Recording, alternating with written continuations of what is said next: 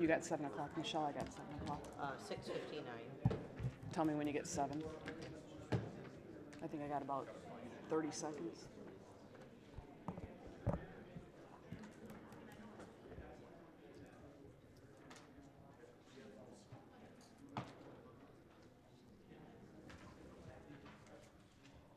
You good? Not yet.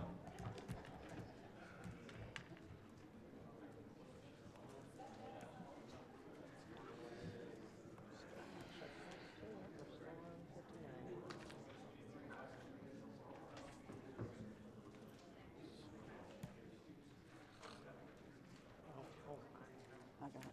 I'm good. Yep. I'd like to call to order the regular Township Board meeting of the Chartered Township of Chesterfield, November 14th at 7 p.m. Please rise for the Pledge of Allegiance. Pledge allegiance to the flag of the United States of America and to the republic for which it stands, one nation, under God, indivisible, with liberty and justice for all.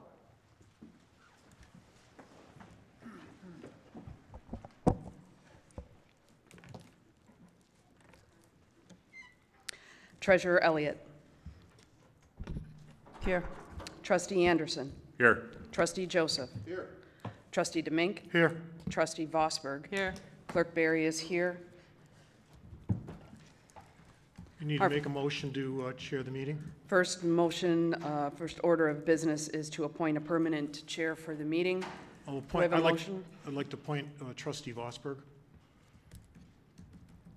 Is there a second? Is there a second?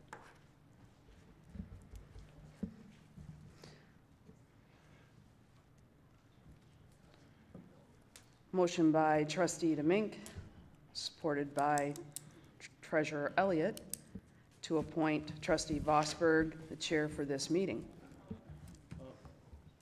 Temporary Chair Clerk, do we know where the supervisor is tonight?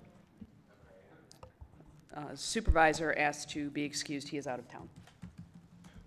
Did he know that he was going to be out of town today, or does he not inform the board? We have a full agenda with a lot of very important things that he sort of was the lead person on. And I got no notice. Trustee Anderson, I don't know of any other board member. Do we know the extent of his absence? If this was a vacation, Trustee DeMink, you often let board members know I'm not going to be in town next month or whatever. So how is this an excused absence? Supervisor notified me last Tuesday. Oh, okay.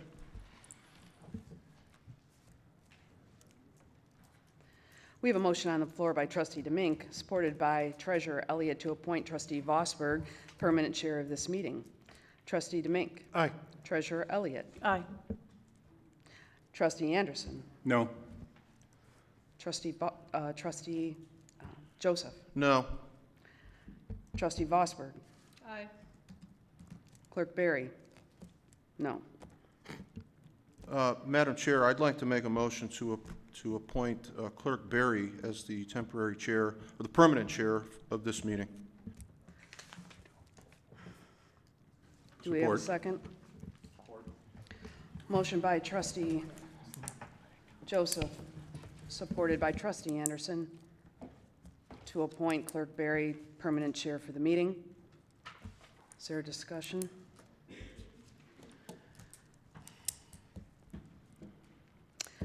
Seeing none, Trustee Joseph. Aye. Trustee Anderson. Aye. Trustee DeMink. Aye. Trustee Vosberg. Aye. Treasurer Elliott. Aye. Clerk Berry, aye.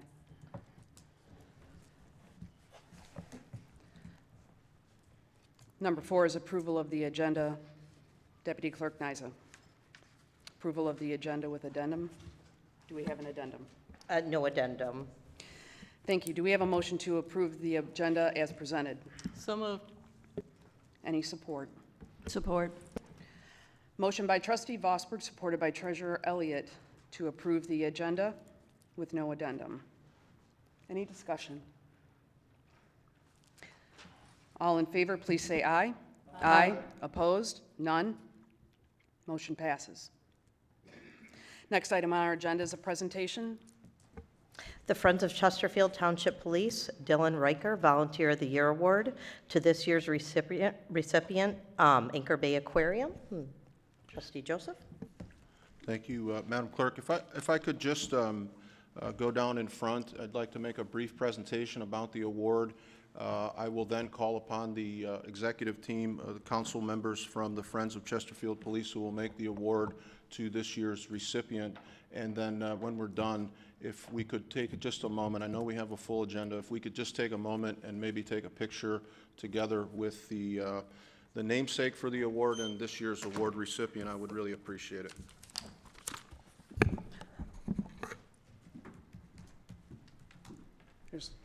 Thank you. Is that okay, sir? That's fine, thank you. Okay. First, thanks, Ms. Garvey, for helping me with the presentation tonight. We had a couple of things that I wanted to share with you, and if I could start by just talking a little bit about the origin of the Friends of Chesterfield Police, and in particular, the Volunteer of the Year Award and the namesake. So, as you can see from the picture, that is my best buddy, Dylan Rheker, at the ripe old age of 9. That was a picture that was taken for a Voice article back in 2013, commemorating the fact that Dylan was the first, the youngest sworn officer in Chesterfield Township history. And so there he's pictured with Officer Lentini, and on that day he did a ride-along and solved his very first case on his first day on the job. And Dylan went on to be not only a huge advocate of the Chesterfield PD, but an advocate of Chesterfield and all things of his community. He works very, very hard in his volunteerism. If you've ever been out at a township event and seen the snow cone tent, you can best be assured that my buddy Dylan will be right next to me. He broke his middle school East record for volunteer service hours, despite the fact that Dylan was diagnosed with cancer, and it does not slow him down in the least. He is the most cheerful guy that you could ever be around, and he loves his community more than anything. Dylan not only was recognized by every Macomb County Board of Commissioners, state legislators. He was the focal point of Congressman Paul Mitchell, who brought Dylan's story to the floor of the U.S. House of Representatives, and he was featured in this Channel 7 picture from a news story that was run on Dylan to commemorate his middle school East record setting. As you can see in the caption, despite the fact that he's battling cancer, Dylan continues to break volunteer records, and his commitment to the township is really unmatched. Dylan is loved in the community. Trustee Anderson is known to stop by and hang out with us when we're volunteering. He's also a great friend to the officers in the department, and there he's pictured with our administrative team, Director Bassett, Captain McNair, and Lieutenant Kroll at a police open house. When our another big event is when the Tigers open the season, Dylan hangs out with me at my house, and the officers will kind of come by throughout their shift. And we have Dylan mans the grill, and he's making hot dogs, and just the officers typically show up just to show their respect to Dylan Rheker, badge 55. In 2018, the Friends of Chesterfield Police decided that there was no better person in the township to name a Volunteer of the Year award after anybody more appropriate than Dylan Rheker. So in 2018, the Friends presented Dylan with, and the Honor Guard was present with us at the board meeting to present Dylan with the first Volunteer of the Year award, and the flag that was taken down from in front of the police station was given to Dylan as a token of their appreciation for all the work that he does on behalf of the department.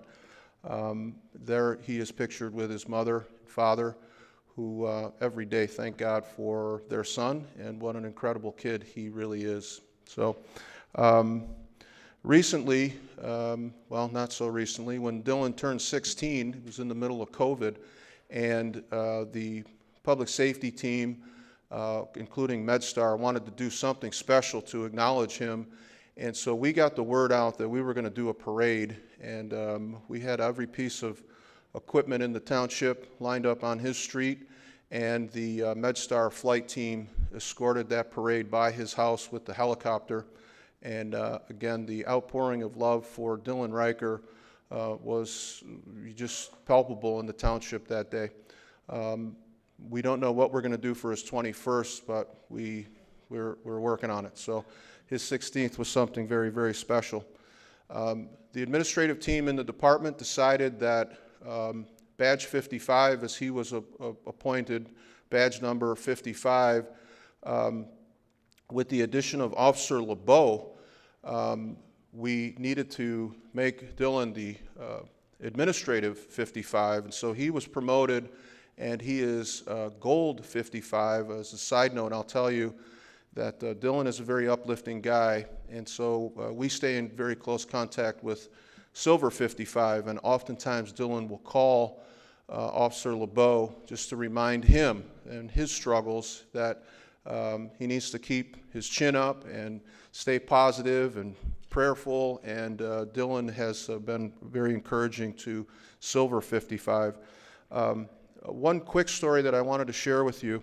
In February of this year, people know me as Dylan's friend and somewhat of his business agent, so I was contacted by the Macomb County Sheriff's Department, and Commander Abro reached out to me, and he said, I know that this badge 55 is a true blue Chesterfield man, but I have an assignment that I would like to talk with him about, and is there any way that we could maybe recruit him to do some work for the Sheriff's Department? And I approached Dylan, I told him of the offer. He said, absolutely not, I'm a Chesterfield man, and I'm going to stay a Chesterfield man. But I did manage to talk him into at least taking the meeting. And so we scheduled a very discreet meeting at Louie's Chop House, and Commander Abro was there, prepared to pitch Dylan on the assignment that he had for him.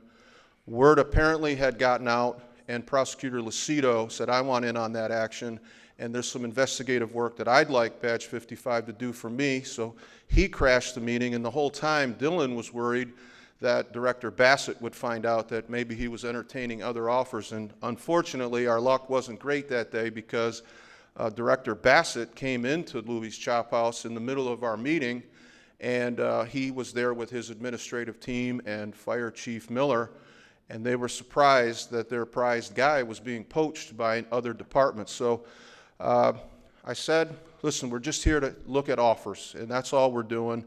And they started pitching Dylan.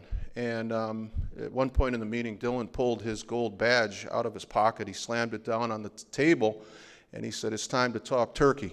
And I'm a Chesterfield man, and I'm going to stay a Chesterfield man, and I appreciate the offer. But they gave him citations and badges and all kinds of gifts, but they couldn't budge him. He's staying with the Chesterfield Township PD forever.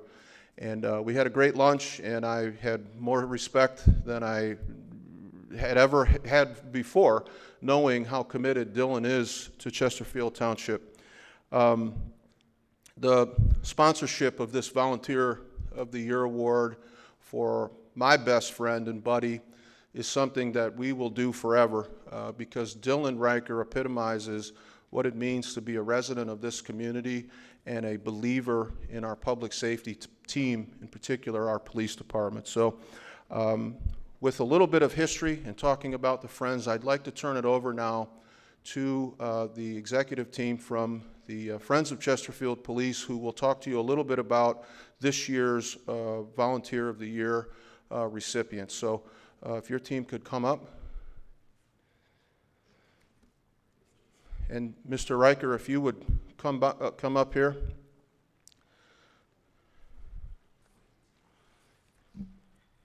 Thank you, Donna. You're welcome.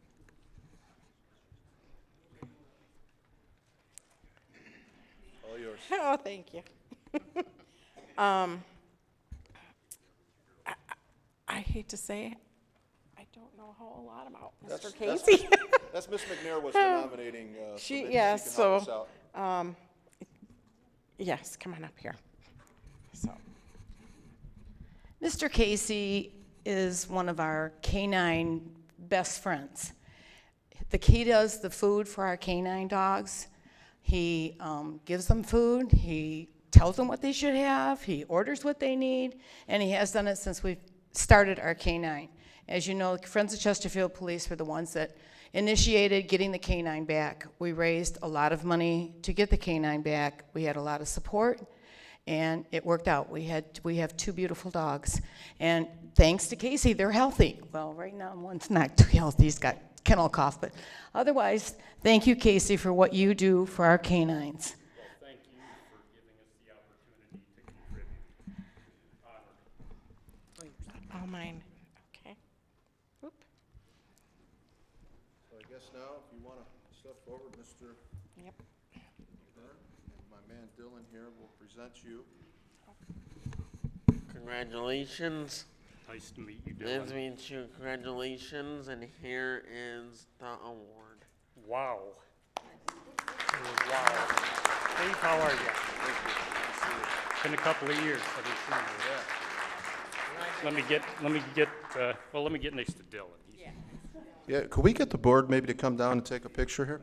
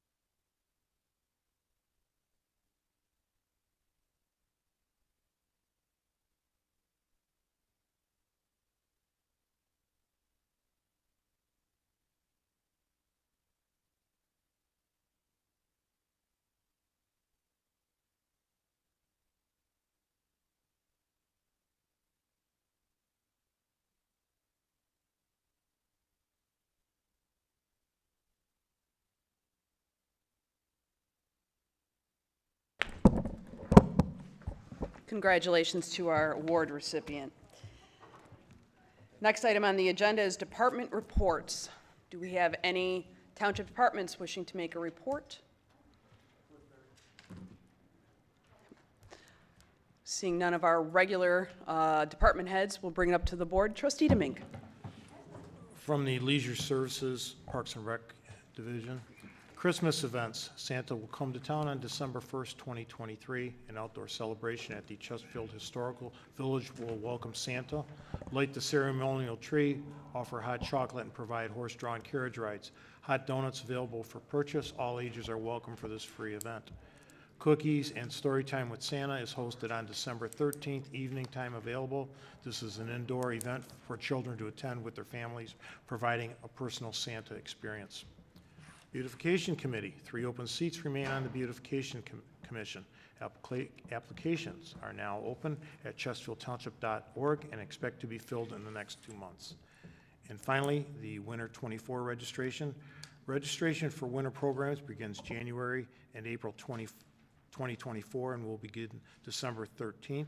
Keep an eye out for the Chesterfield Connection with information you need to stay active in your community. Mailing will be the first week of December. Thank you, Clerk Berry. Treasurer Elliott. Thank you. So Karen's going to put a presentation up on the screen from the General Assembly of the Southeast Michigan Council of Governments. They had a lot of great ideas about what placemaking is.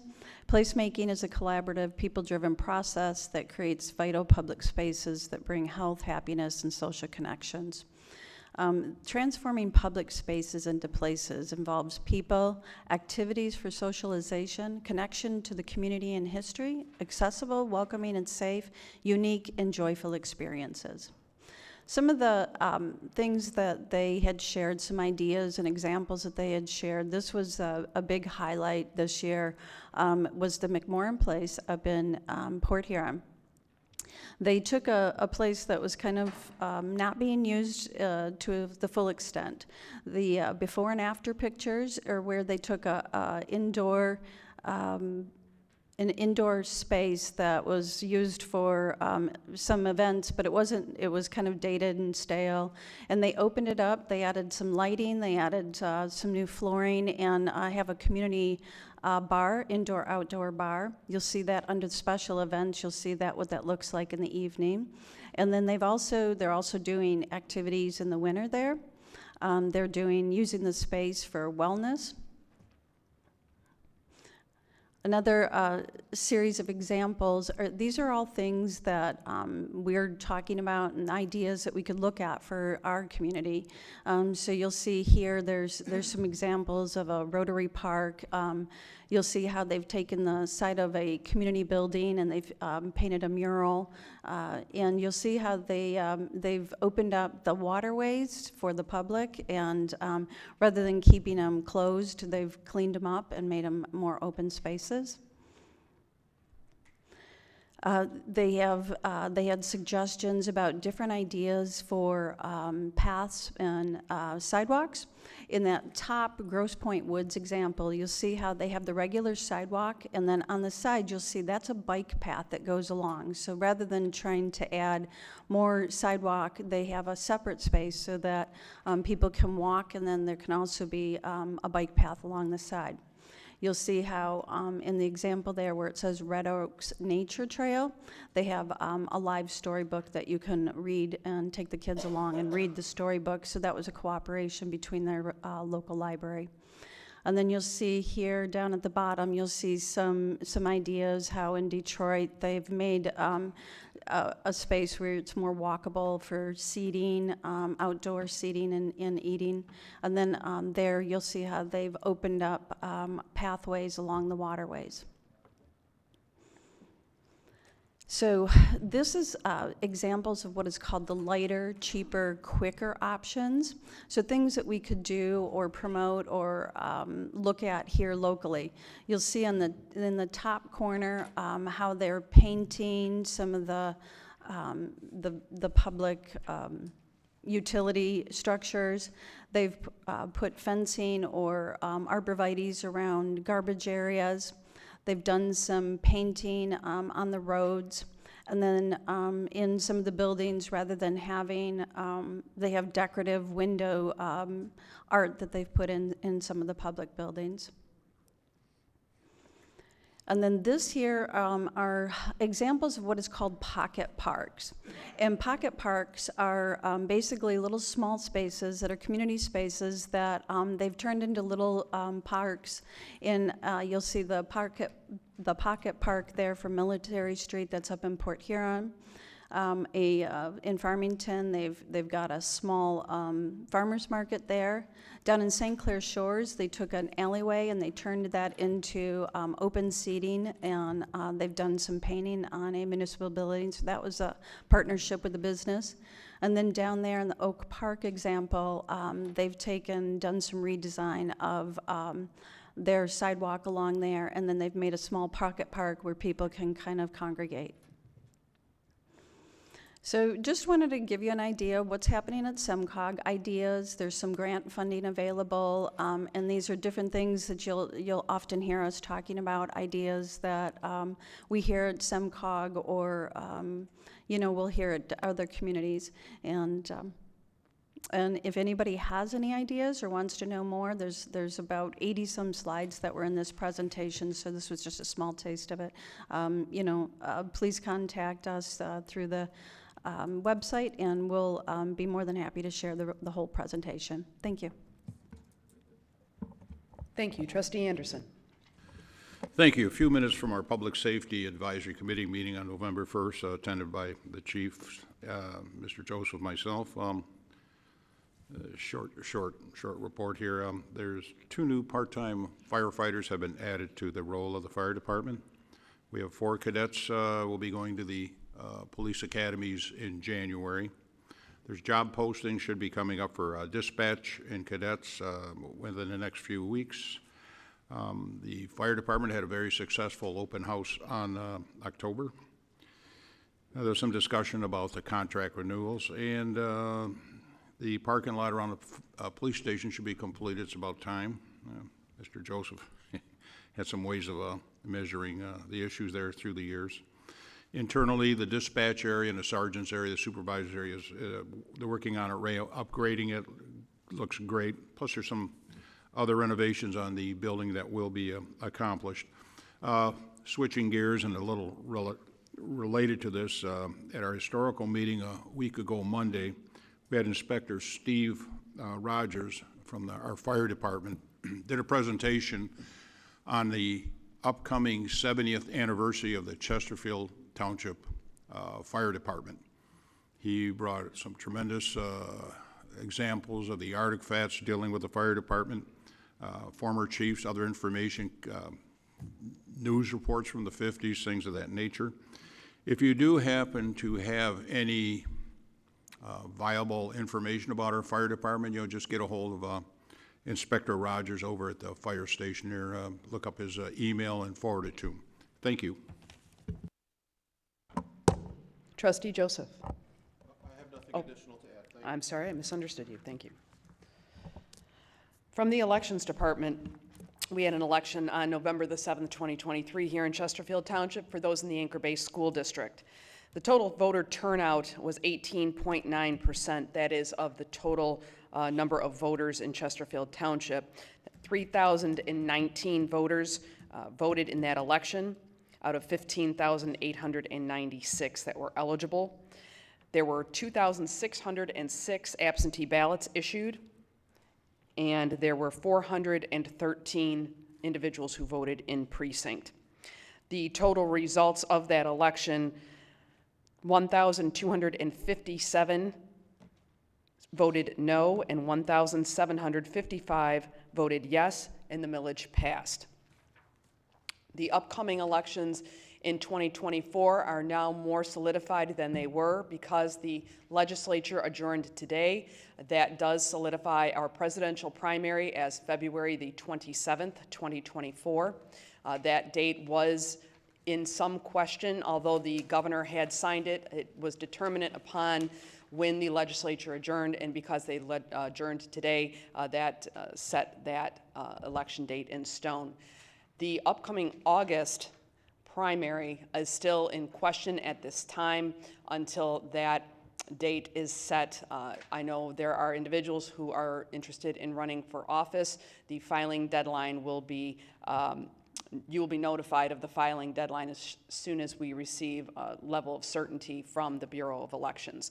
The problem that we are having with the August primary date is the fact that because of the Proposal 22-2 mandates, there is a problem with having enough days in the calendar if that date remains the August date that we are all familiar with. There wouldn't be enough time with the 8 days additional that we have to allow for ballots to come in before the canvass can begin. If there were to be a recount, we would run into problems with having the time to print the ballots for November. So that is something that the legislature will have to deal with when they return to session next year.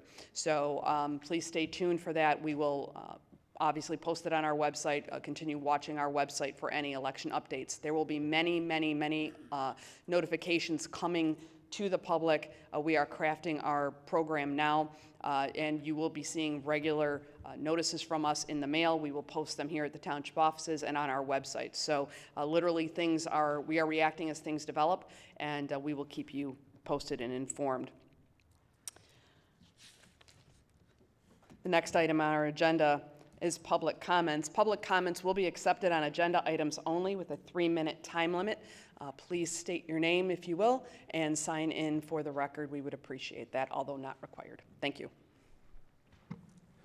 Good evening. My name is John Johnson. I'm a Chesterfield resident, president of the Gratiot Avenue Chamber of Commerce, and board chair of the North Gratiot Cruise Foundation, and overall stakeholder in the community. I am here this evening to speak in opposition to the extension of the trash hauling contract. I am in opposition of effectively considering awarding a no-bid contract for the next 5 years. I personally am opposed to such, and one of the fundamental building blocks of the chamber is a fair and open bid process. Our position is that no such process took place here that we are aware of regarding this matter. I have seen this lack of process take place in many communities over the years. It oftentimes is based on the false premise that it might cost more if we do not take advantage of the extension. This may be the case sometimes, but not always. I have seen several bid processes where it ended up costing less, including reduction in cost by the existing vendor. Municipalities have a fundamental obligation to seek out bids on a regular basis. A story I'd like to share with you is several years ago, right here in the township, one of my members wanted the opportunity to bid on the insurance contract that had not been bid out in the previous 6 years. My job was to convince the township to consider bidding it out. I was told by one of the board members at the time that they didn't want to do so because they liked the individual they were working with. And I understand that if you are paying the bills with your own money, but when it's a taxpayer's money, then it's a different matter. Anyhow, long story short, it was ultimately bid out, and to everyone's surprise, the existing vendor, who they liked, won the bid and came in at $50,000 less annually. And my question is, what might that have totaled up to over the previous 6 years? Lesson learned. My suggestion is that this matter be bid out and that the township consider bidding the contract as you traditionally have done, but also with the township, including the costs that the individual homeowners pay, be placed on the water bill or some similar mechanism. This has been done in a number of communities with additional cost savings to the residents overall. I shared with all the board members a recent Macomb Daily article indicating that the city of Sterling Heights saved some $23 million through their recent bid process regarding their trash hauling contracts. My observation is that savings can be had even in these times. And finally, based on some information that I've received, I'm asking that Township Treasurer Elliott recuse herself from voting on this matter. Thank you very much.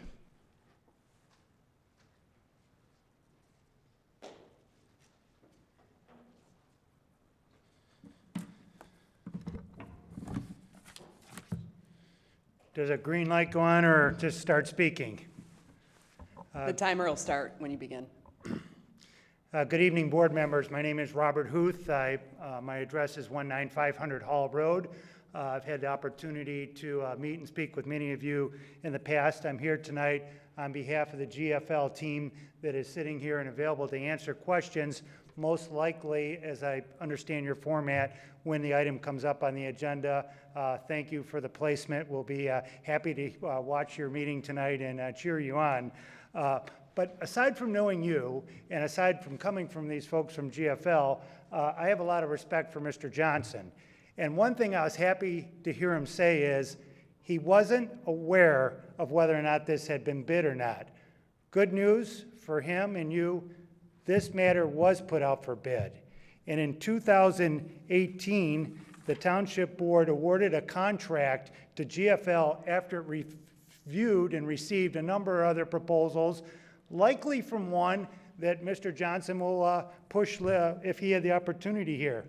But the point I'm making is you set this out for bid, proposals came back, and there was a 5-year price put in there to begin January of 2024.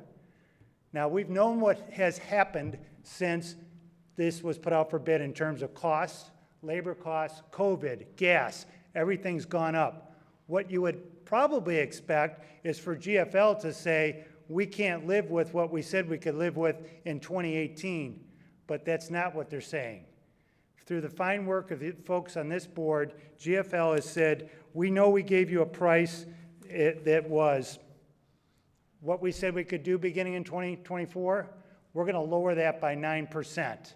We're going to come in less than what we said we could do then when you compared us to other people and still found us lower. So I say that, consider, this was put out for bid. They're coming in lower than they said they would when they beat the other parties. And finally, if there's discussion amongst this board and deciding later that it might be more convenient for your residents if this was put on the water bill, GFL is absolutely open to do that. You could still do your residents a favor, lower their costs by 15% right now under what they're paying this month, beginning January 1, 24. That's when your contract's up. That's when you should have a new contract in place. So if you take action tonight and pass this motion for this contract that was put out for proposal, GFL is always willing to discuss an amendment, different term. If you prefer this to be on the water bill, you could start second quarter. I don't think it makes sense to try and get something like that in for January 1st. Start second quarter. I represent communities that do that. Harrison Township does that with GFL. It's nice for the community, and my buzzer's gone up. Thank you very much, board.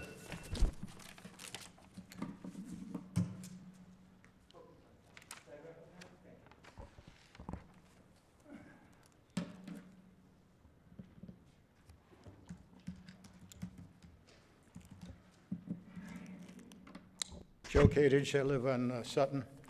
I oppose extending this contract right now for a number of reasons. Anybody here that was here a number of years ago in 2018 remembers why it was put out for bid. We had a supervisor that took a bribe from a company called Rizzo to get the contract. They both got caught. Lovelock went to jail. I don't know what happened to Rizzo. GFL bought out Rizzo. Now, they've performed well. I've got no problem with them. I do have a couple issues with them, but overall they did well. But to give them a contract based on what they're saying and what they're doing, and knowing what happened in the past, and knowing how they influenced people on this board, to give that single contract with no other bidding is wrong. We got in trouble once. The board went along with it. After he was caught, they asked Lovelock, or asked the board, why he is able to do that. And I think Clerk Berry was the one that said it. We just gave him what he wanted. Instead of doing their job and saying, we got to bid this, you should do the same thing this time.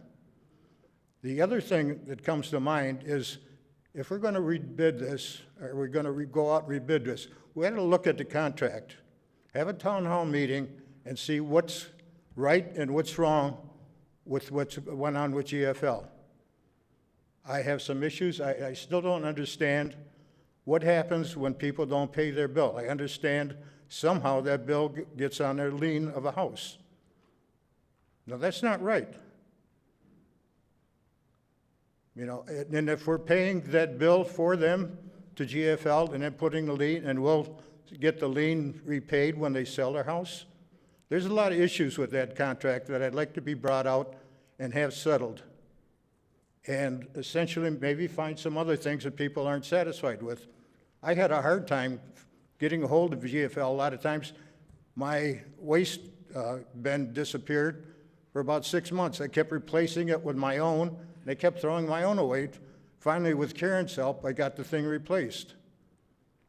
But I would imagine a lot of people here have a problem, if they have a problem getting things collected, getting a hold of GFL. You call their office, you don't get much thing. There's a lot of things that should change and be brought out in this contract that they should be provided for. As I say, don't bid it out, don't extend it, reset the contract, get everybody's input in it, and then go out for bid again. You got 2 months. If we can't do that in 2 months, then, you know, shame on us. Thank you. Thank you.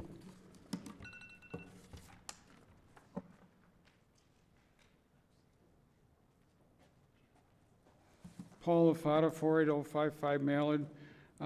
In the bill run, there's another $15,300 and some odd dollars for another Frost and Gretsch emergency repair for the splash pad in the middle of October.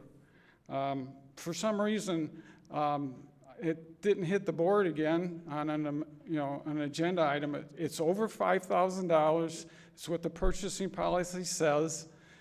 It doesn't have a clause in it that says if it's an emergency or an insurance claim or anything else, that it doesn't have to come to the board to be approved. So here we are, we have a township board, they make policy, but they don't they don't follow the policy. I think the dictionary calls that hypocrisy. But that's what happens. When you make policy and you don't follow it, it's an hypocrisy. So hypocrites. I'll skip the trash for a minute and go to Porter and Black, IT renewal for the Public Safety Department. That's the same situation as our trash hauler. That needs to go out to quote. We have 2 IT sources in the township. We have High Tech, and now we have Porter and Black. And then we have some media sources. We have 3 media sources in the township. And if you put all that together, we're probably pushing about $600,000 in IT service. And we have overlaps. One department is using Porter and Black, and all of a sudden Porter and Black is invoicing the general fund for $4,800 a month services. So I don't know what's happening, but Porter and Black should be going out for bid, just like our trash hauler. And if we don't do that, then we're another policy we're not following, because there's the quote-based selection that's in our purchasing policy that says that it needs to go out for a quote base. And again, the board members make policy. When you don't follow policy, the dictionary calls it a hypocrisy. You're hypocrites.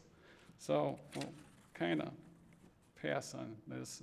So when you go back to the trash hauler, there's 300 residents right now that can't afford to pick up their trash.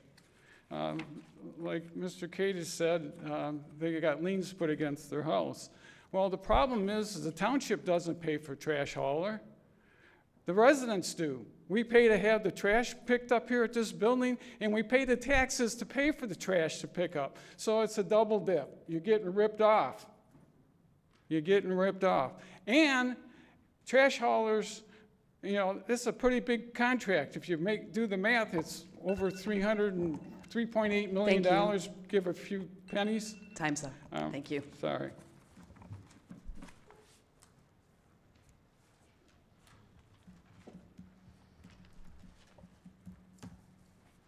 My name's Janice Young, excuse me, Janice Young, 28714 Yorkshire. I want to touch on item 10C, the Parks and Rec Ordinance Amendment, proposing to redefine our definition of parks and to allow dogs in said parks. First, this amendment would redefine parks as any township-owned property designated for recreational use, and the board can approve and develop parks at any time. What would be the approval and development process for future parks? And in light of Treasurer Elliott's presentation tonight, we definitely need to know what that approval process would be. Second, if dogs are allowed in the parks, are we going to supply amenities for cleanup? You know, poop bags, garbage cans, labor to clean up after it or maintain it. Who's going to clean up if the owners don't?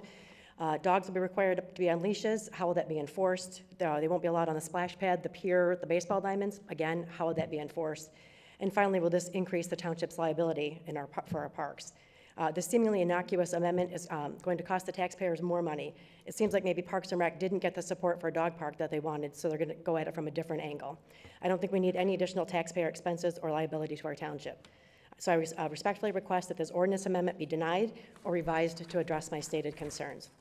As far as the trash contract, I have some serious concerns over the extension, and I oppose the extension. First and foremost, it's being brought to the board without receiving any competitive bids at current time. It may have been bid in 2018, but not now. You are violating your own APO 11/2019, Section 2, if you don't get the bids. And how can this board know that this contract is actually what's in the residents' best interest if you don't have competitive bids? The current contract also calls for a written notice of intent to extend the contract 180 days before it expires. I submitted a FOIA request to get this document, and I was only provided with an email string dating back to October 18th of this year. I received an update this afternoon and was told there is no other document. So aren't both parties in default by not abiding by the contract? And if no notice was given, how can it be extended if that was part of the contract? In paragraph 3, compensation, it appears that the rates are going to be revised downward. That is likely untrue when you consider the addition of the fuel escalator and the emergency pickup fees. The fuel escalator will add 9 cents a unit, whatever that might be, for 20 cents above every $5 for diesel fuel. So I'd like to have you elaborate on the definition of what a unit is and the method of calculation. The emergency pickup Monday through Friday will cost $210 per vehicle per hour, and on the weekends it's going to be considerably more than that. So how is the hourly cost distributed? Is it pro rata split and included in the residents' quarterly bills, or will it impact our taxes? What will be done to prevent excessive expenses for this new service? I mean, you can't justify or identify an emergency repair at a splash pad, so how do you identify an emergency trash pickup? This contract is anything but transparent, and there is no ethical way this board can approve this extension without bids, especially considering the history of corruption in this township. And I also would request Treasurer Elliott to recuse herself. Thank you.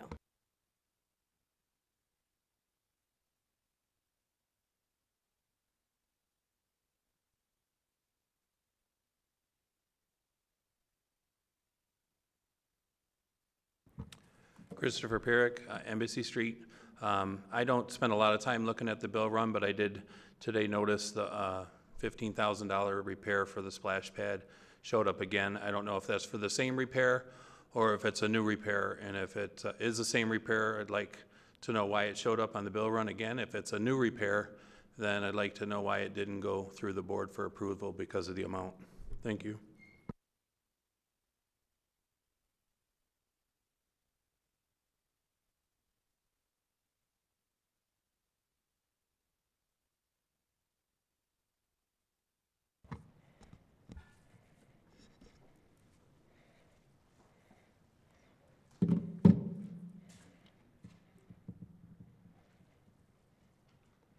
John Speaka, Chesterfield Township.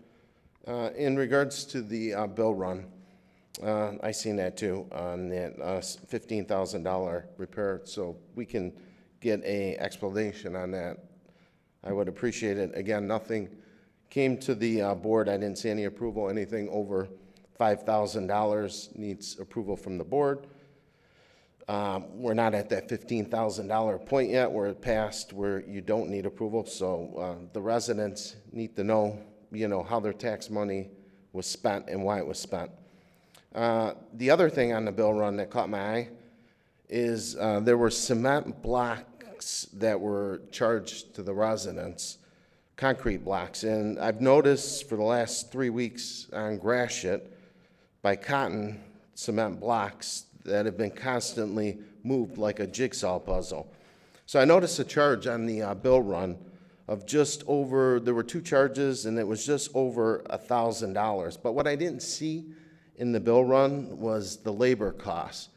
I mean, these blocks keep getting moved like a jigsaw puzzle, but where were the costs for the labor to move these blocks? And what did it cost the residents to move it? And why were those blocks even put up there in the first place? I don't quite understand that, because if there's a fire in the building to where there's a party store and a vape store and a tattoo shop and a Mexican restaurant, how is the fire department going to access the rear of that building? I would think that that's a huge public safety concern in the township.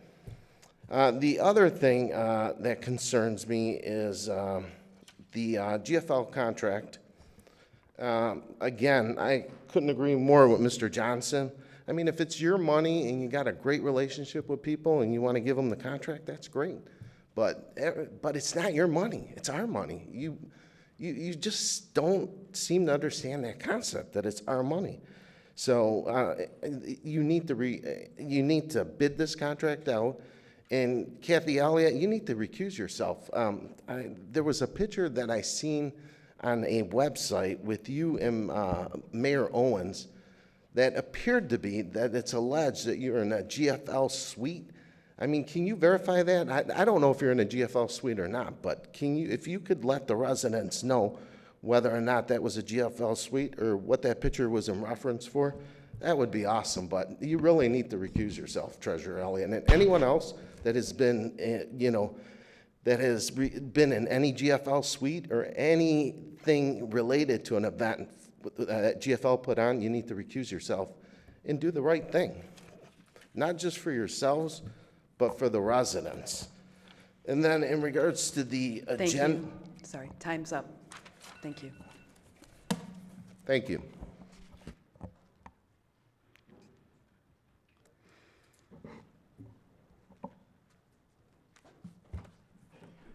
Good evening, Kevin Hustick, Chesterfield Township.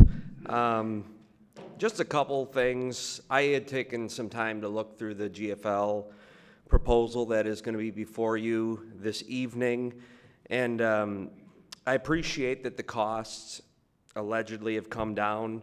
You know, clearly, if they're able to sharpen their pencil, I think that it's owed to the residents to see if the other companies or other vendors could also sharpen their pencil. It seems odd how there's these enhancements added to the contract, and quite honestly, when I look over it, it looks like it's just a mechanism to make it look like an illusion that the costs have come down, and then we're going to see all these fuel surcharges. Perhaps we'll learn tonight when you get to that how that's calculated and how that'll impact the residents, but I definitely have some concerns with that. And then also when you look at the emergency trash bins that can be dropped off, I was trying to listen to the meeting on the way down here, and I heard it brought up as well, like we can't even figure out how emergency purchases end up on the check run or the bill run, and yet now we're trying to add something in here. This just seems like it's just going to be a new stream of revenue. And quite honestly, I'd like to know who's going to authorize it, how often is this going to be triggered, and who's paying for it, whether it's me directly as a resident or indirectly through my taxes. And then switching gears, I know it wasn't covered, but one of the agenda items is the denial of a FOIA request that was submitted before you. We can't pretend that someone didn't call or email or open a work order or do something to tell employees to move these concrete blocks that allegedly were moved at a township property. So we can pretend a document doesn't exist, but at the end of the day, unless an employee just woke up and decided they were going to move these blocks, somebody told somebody to do something. And I think that's the crux of what that FOIA request was, to find out how did that work take place. So I don't have a problem, if there's a path of how that was taking place, but it seems awfully strange. And again, I don't know what the dispersions are. I don't understand the behind the scenes of what has taken place, but it seems awfully weird that one day these blocks just show up and we have no record. I mean, there's so many other things that this township could be focused on other than moving concrete blocks. So I would vote no on that GFL contract. Let's bid it out. And I don't know anything about what may or may not have transpired with the treasurer going in a suite. That I'm not going to get into, but if that was something, I would ask that you please consider recusing yourself from the vote. And that's all. Thank you very much.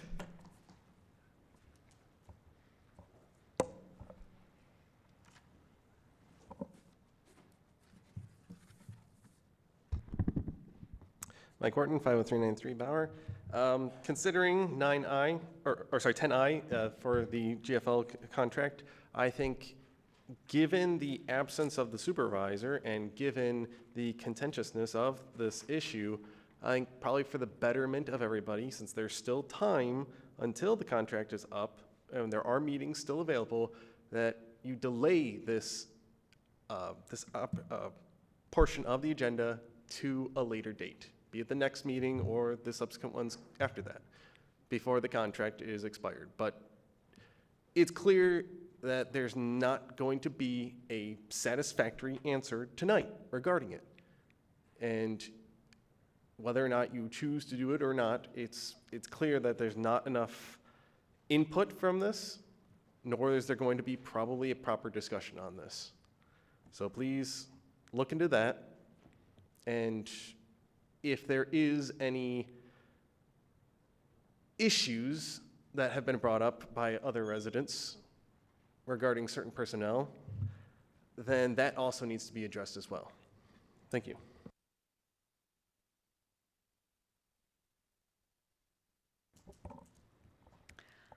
Are there any other public comments? Any other public comments? Any other public comments? Seeing none, it's time to move on to the consent agenda. Deputy Clerk Nyza. All items under the consent agenda are considered routine by the board and will be enacted in one motion.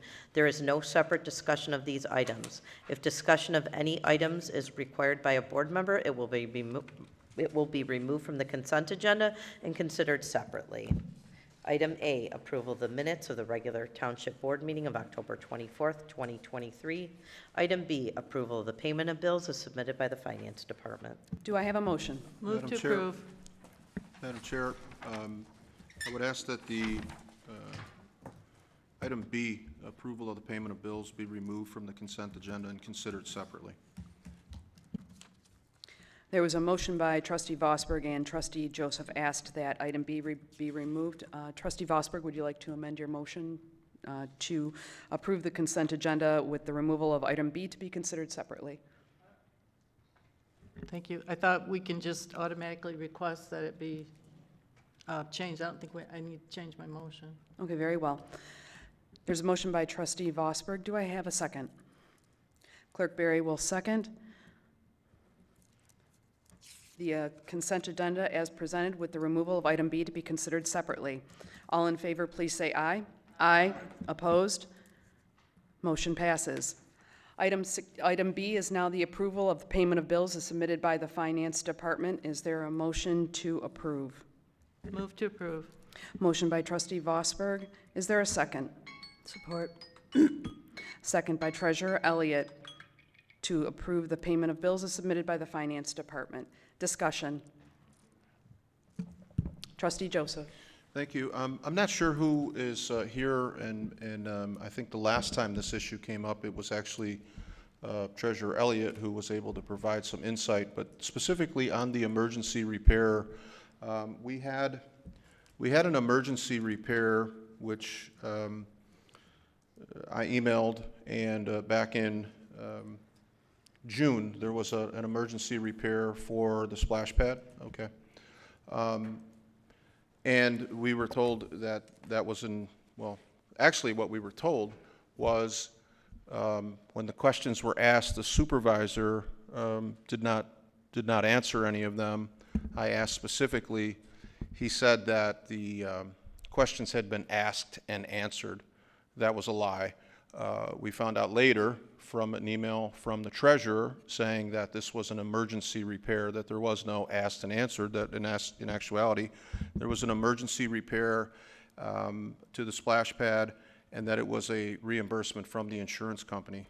I've sent subsequent emails asking for the nature of the insurance claim. I don't know how we have an insurance claim on the splash pad.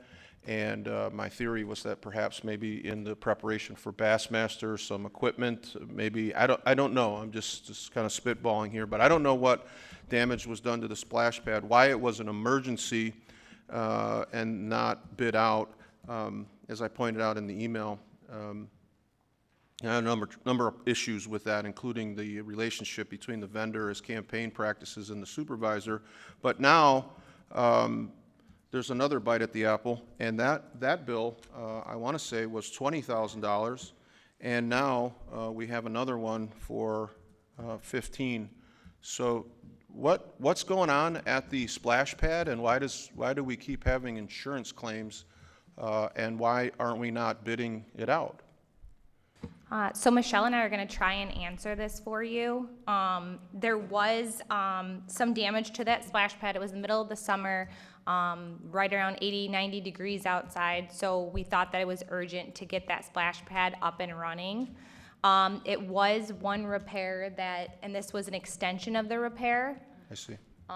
So it was all covered by insurance, by an insurance claim and insurance money. So, Yeah, you're exactly right. So the damage was all created in the middle of the summer. That was deemed an emergency repair with the full amount approved in that emergency repair.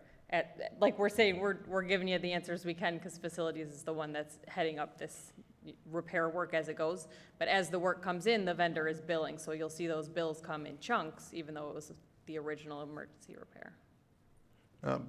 Director Vanderson, can you give me an understanding of the nature of the repair? Like what was the cause of the damage that necessitated an insurance claim?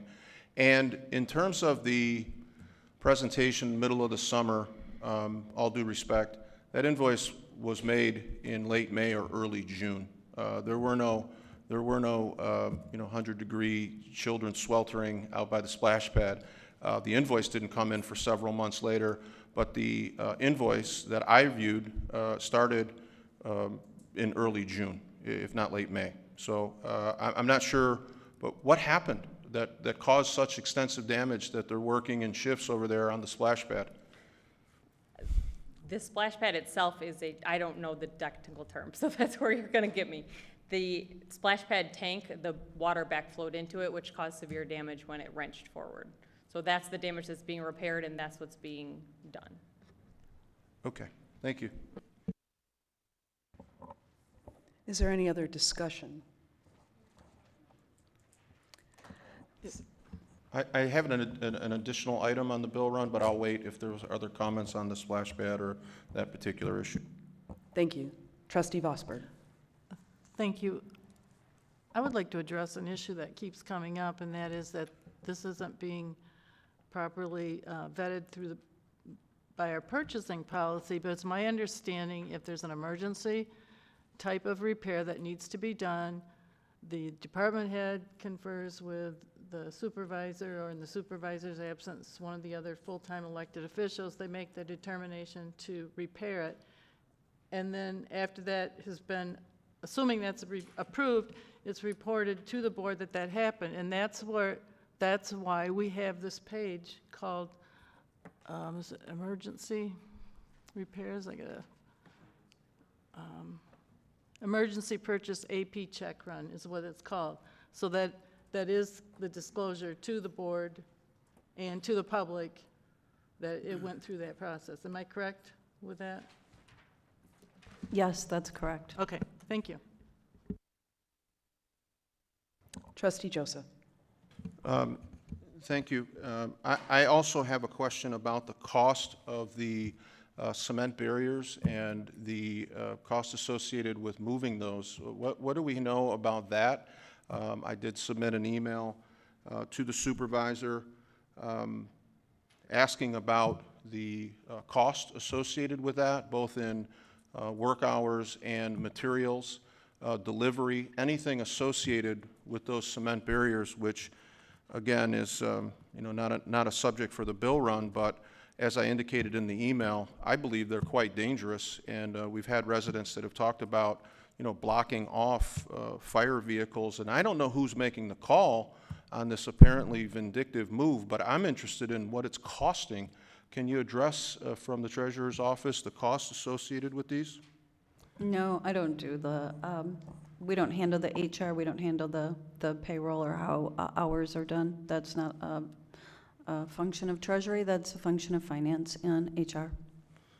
I'm sorry, I wasn't trying to subscribe more duties to you, although we could use some help in the HR department, but I was mainly asking about the cost of the barriers, which last I checked would be in your department. Do you know anything about the cost of the cement barriers?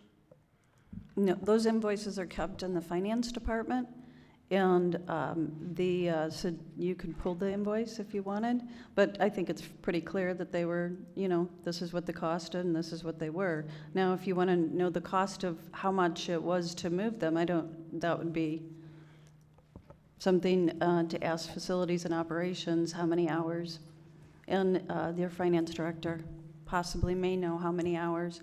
I don't know how they track the hours there in that department.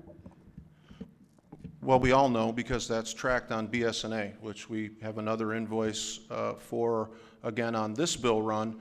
And when I submitted the email request to your office along with the supervisor's office, I specifically asked for a BS&A printout, well aware that you don't handle HR and decisions regarding the day-to-day operations, but I got crickets. And that's typically how it goes when you start asking questions about things like that.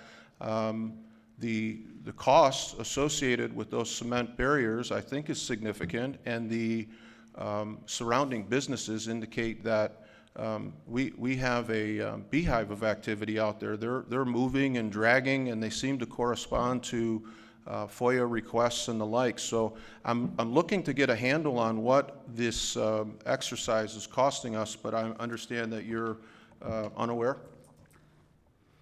Dave, that is, as you very well know, a question to be answered by Vicki Bauer, the Finance Director. I'll try again. If I could, Madam Clerk, back to Treasurer Vosberg's question about the APO and our adherence. We are not, and I would ask that you review the APO regarding emergencies. Emergencies are defined as creating substantial difficulties for the way of life of our residents. I'm hard-pressed to understand how an inability to sprinkle at the splash pad presents an emergency that allows us to bypass and select a vendor whose only political activity in the entirety of their operation is a sizable near max contribution to the supervisor. So I asked poignantly, how was this vendor selected? And we have a QBS process and a purchasing policy, and now we are upwards of $35,000, and I guess we'll just continue to say we're adhering to our APO. Please review the conditions of the APO as it relates to an emergency, and I think you'll find that this does not qualify, requiring us to adhere to our purchasing policy, and it's getting a bit cumbersome down there, because I send an email to the supervisor, and then the board members immediate to his left are, hear no evil, see no evil, speak no evil, and I don't know anything about it, but you're an elected official as well. And the transparency argument is getting very, very old, and I think we need to do more to make sure that we are transparent with the residents' money, because this was not an emergency, and it continues to be a charade that shows up on our bill run. It's the gift that keeps giving. So I think we need to do something quickly. Trustee Joseph, if I might give some assistance if I can. The clerk's department does actually, the clerk, excuse me, does oversee the accounting department, and I would be happy to do everything that I can to get all the accounting records that are associated with this, if that may help you. Thank you very much. Is there any other discussion on item B, the bill run? Seeing none, we have a motion by Trustee Vosberg with second by Treasurer Elliott to approve the payment of bills as submitted by the Finance Department. All in favor, please say aye. Aye. Opposed? Nope. Nope. Motion passes. Next item is a public hearing. We have none. Item 10 is the regular agenda. 10A. Deputy Clerk Nysa. Approve a request by Township resident Sylvia Donahue asking that she be recognized as a nonprofit organization for the Jim DeWan Memorial Scholarship, operating in the community for the purpose of obtaining a charitable gaming license to the state of Michigan, and adopt resolution number 2023-33. Move to approve. We have a motion by Trustee Vosberg. Is there a second? Support. Second by Trustee Joseph. Any discussion? And is the applicant here and would like to speak?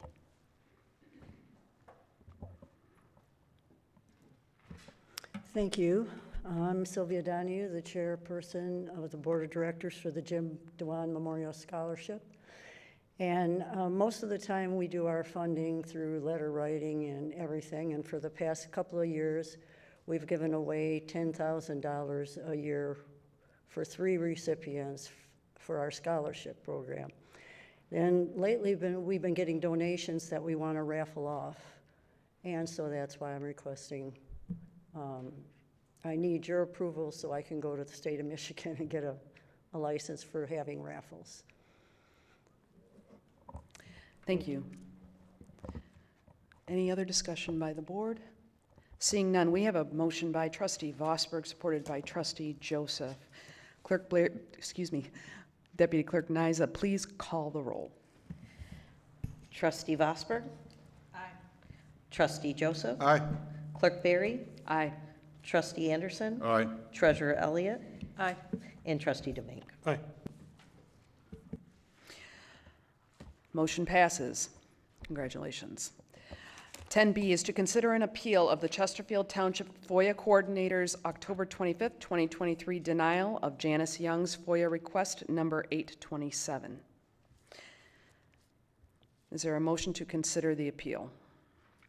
So moved.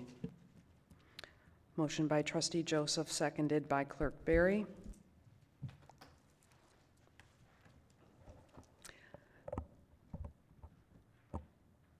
Do we have any discussion? Attorney Siebert, is there anything that you'd like to comment on this item? No, this is the opportunity, as I indicated in my letter, for the individual that's filing the appeal to come forward, make her position known to the board. After she's made her position known, then the board will vote on the three options that I outlined in my November 9 letter. Thank you. Seeing no discussion on the board, all in favor? Madam Clerk, I was under the impression from Attorney Siebert's dissertation there that we would hear from the petitioner. And I would reserve questions or discussion until we hear from the petitioner. Thank you. Is the petitioner present?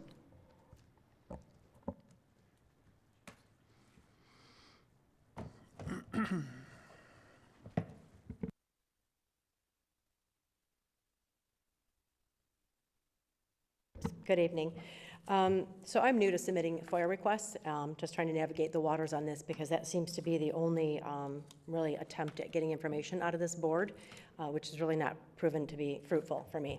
So this is my first appeal. I'm sure I'll have more coming your way. But let me just give a little history of what happened. First of all, do I have a time limit? Do I have a time limit? Do I have a time limit on this? There's a reasonable amount of time allotted. Okay, all right. So I drive by the township property that's located at 501, 50177 Gratiot.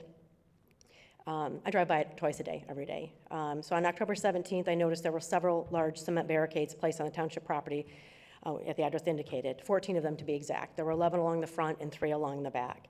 On October 18th, I submitted a FOIA request to get information. My questions that I asked: why were they placed there? How much did they cost? Does Chesterfield own them or do we rent them? How much were the labor and equipment costs to place them? And how long will they be there? I identified the property as, quote, the vacant township property located on Gratiot near Cotton Road. While I didn't provide the property address, it is the only vacant property in that immediate area with recently placed cement barricades. On October 25th, I received a denial stating that the reason is unable to locate based on description provided. The description provided does not include sufficient information for the township to locate the record requested. And please provide additional information. So maybe I filed an appeal when I didn't need to. I don't know if I could have submitted additional information. That's where I'm learning this process. Let's see. So while I didn't actually provide the street address on my original request, I believe that in the spirit of transparency and partnership, that the FOIA coordinator should have been able to discern what was being requested in my request. On October 31st, I submitted my appeal, which included the property address as well as a photo identifying the 14 barricades. I know that there were several buildings. I'm just going to give a little history on the property there just because I've learned this. I know there were several buildings demolished in June of 2020, and I believe that another building was demolished in and around the year of 2000. I find it very odd that this parcel of township property that has basically sat dormant for a very long time is suddenly the subject of needed barricades.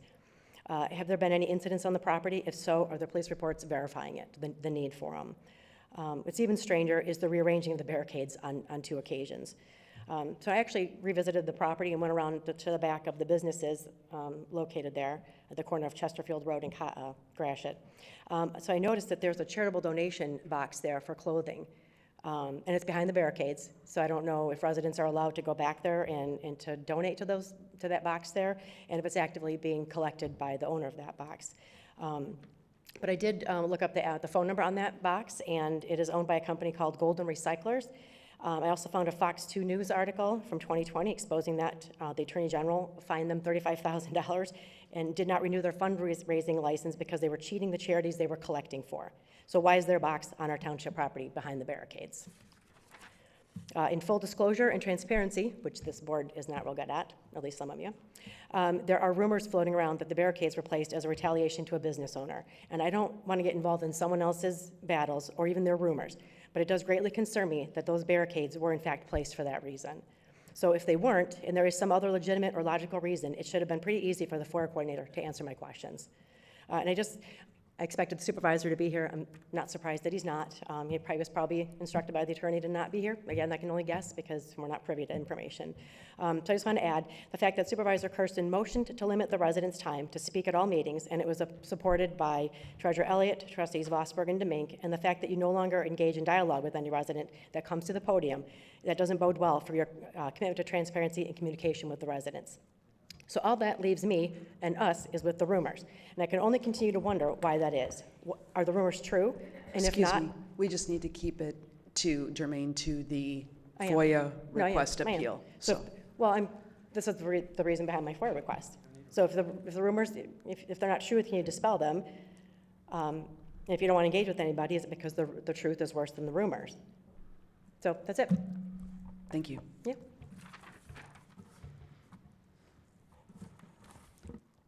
Any discussion from the board members? Trustee Joseph. Thank you. Just to clarify, Ms. Young, the questions that you asked in your FOIA, could you repeat those and just those? Yes. Yes. Yes. Why were they placed there? Why were the barricades placed there? How much did they cost?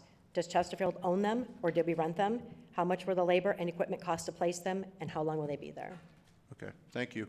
I understand your FOIA, and I understand the reason for your appeal. I did have an opportunity to talk with Mr. Siebert, exchange some emails regarding the opinion that he sent to the Township Board. I understand the original request and the original mechanism was simply to come to the podium, ask a question, and get it answered. So I understood when you said, like, that was eliminated, and then I was told, well, there's actually better ways to communicate, and just email me. And then when you emailed, you got an email back saying, well, you're going to have to submit a FOIA for that. And after reviewing your request and the attorney's recommendation, I understand clearly why it is not within the board's ability to give you relief for your appeal because of the manner in which you asked. It really is not compliant with a FOIA. And there is a better way. There is a better way.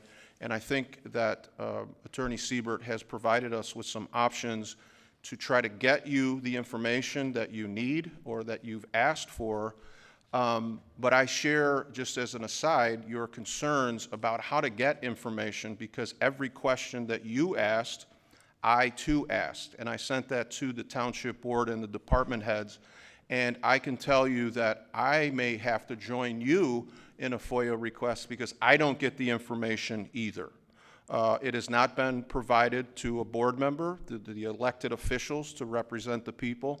And so in terms of trying to assist you and all the other residents with getting information, I think what I will do, and I will talk with you about this off, is to put together a workshop. I will, at my own expense, bring in an attorney that can help our residents construct appropriate FOIAs, because I think that's how we're going to have to go in order to get basic information. Now, the ultimate FOIA will be available to you in November, but until then, we have to find a way for reasonable questions to be asked and answered.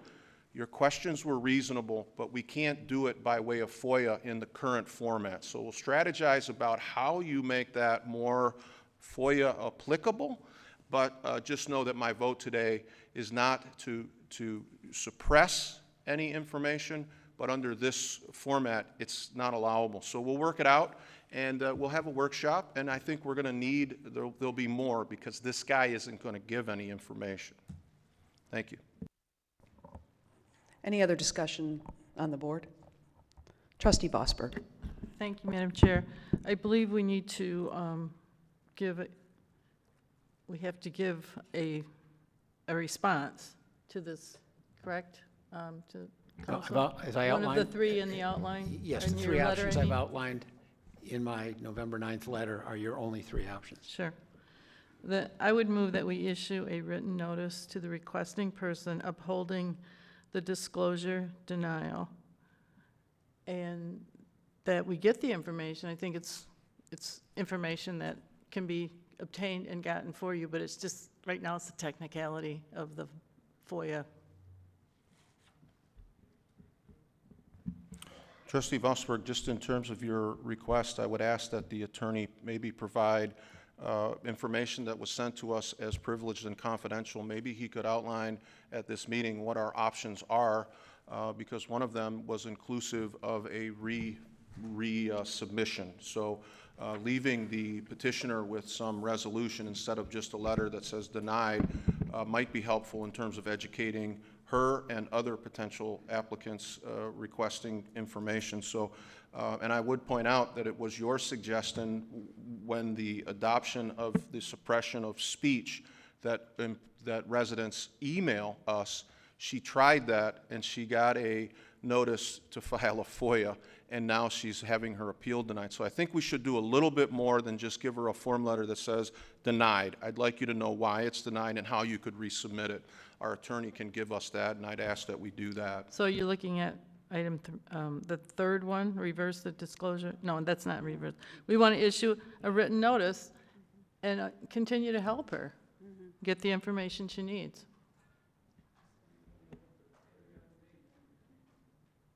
Is that acceptable, Trustee Joseph? If we may have that be the motion. We currently have a motion on the floor by Trustee Vosberg, yet to be supported for the third option. The second one? It would actually be item B, I think. I think it would be option B. Written notice to the requesting person upholding the disclosure denial and continue working on getting the information, getting her the information she's asking for.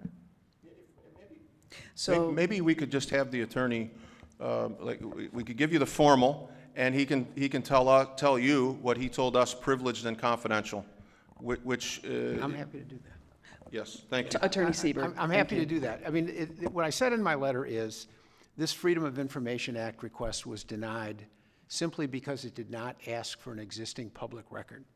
The Freedom of Information Act is not set up for a Q&A session. I have a question, I'd like an answer. It's not set up for that.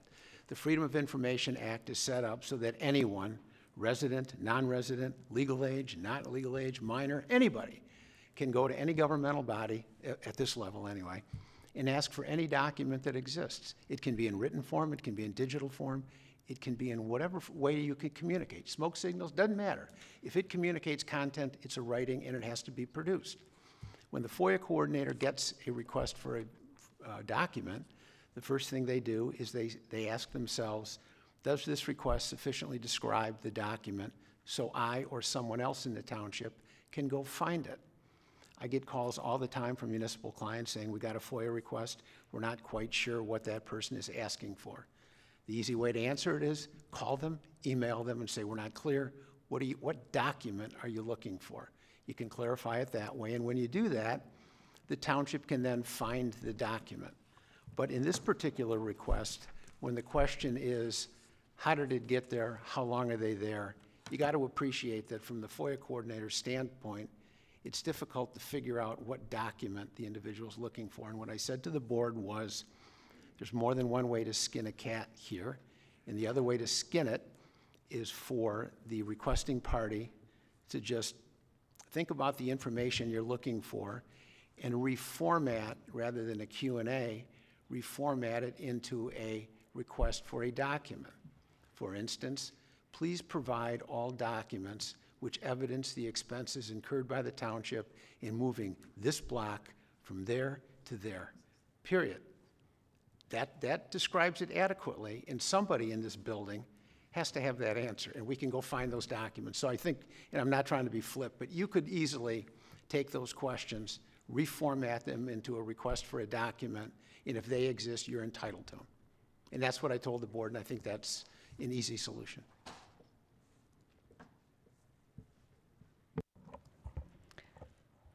Any other comments by the board? So there's a motion on the floor by trustee Vosberg to uphold the denial of the FOIA request number 827 and issue a written response with additional support. Is that correct? Additional information. Is there a second? Seconded by trustee Demink. All in favor, please say aye. Aye. Opposed? Nope. Motion passes. May I just say one more thing? I don't know if it's normal for an attorney to give an opinion on FOIAs, and if that is the case, I apologize for spending your tax money on that opinion. Okay.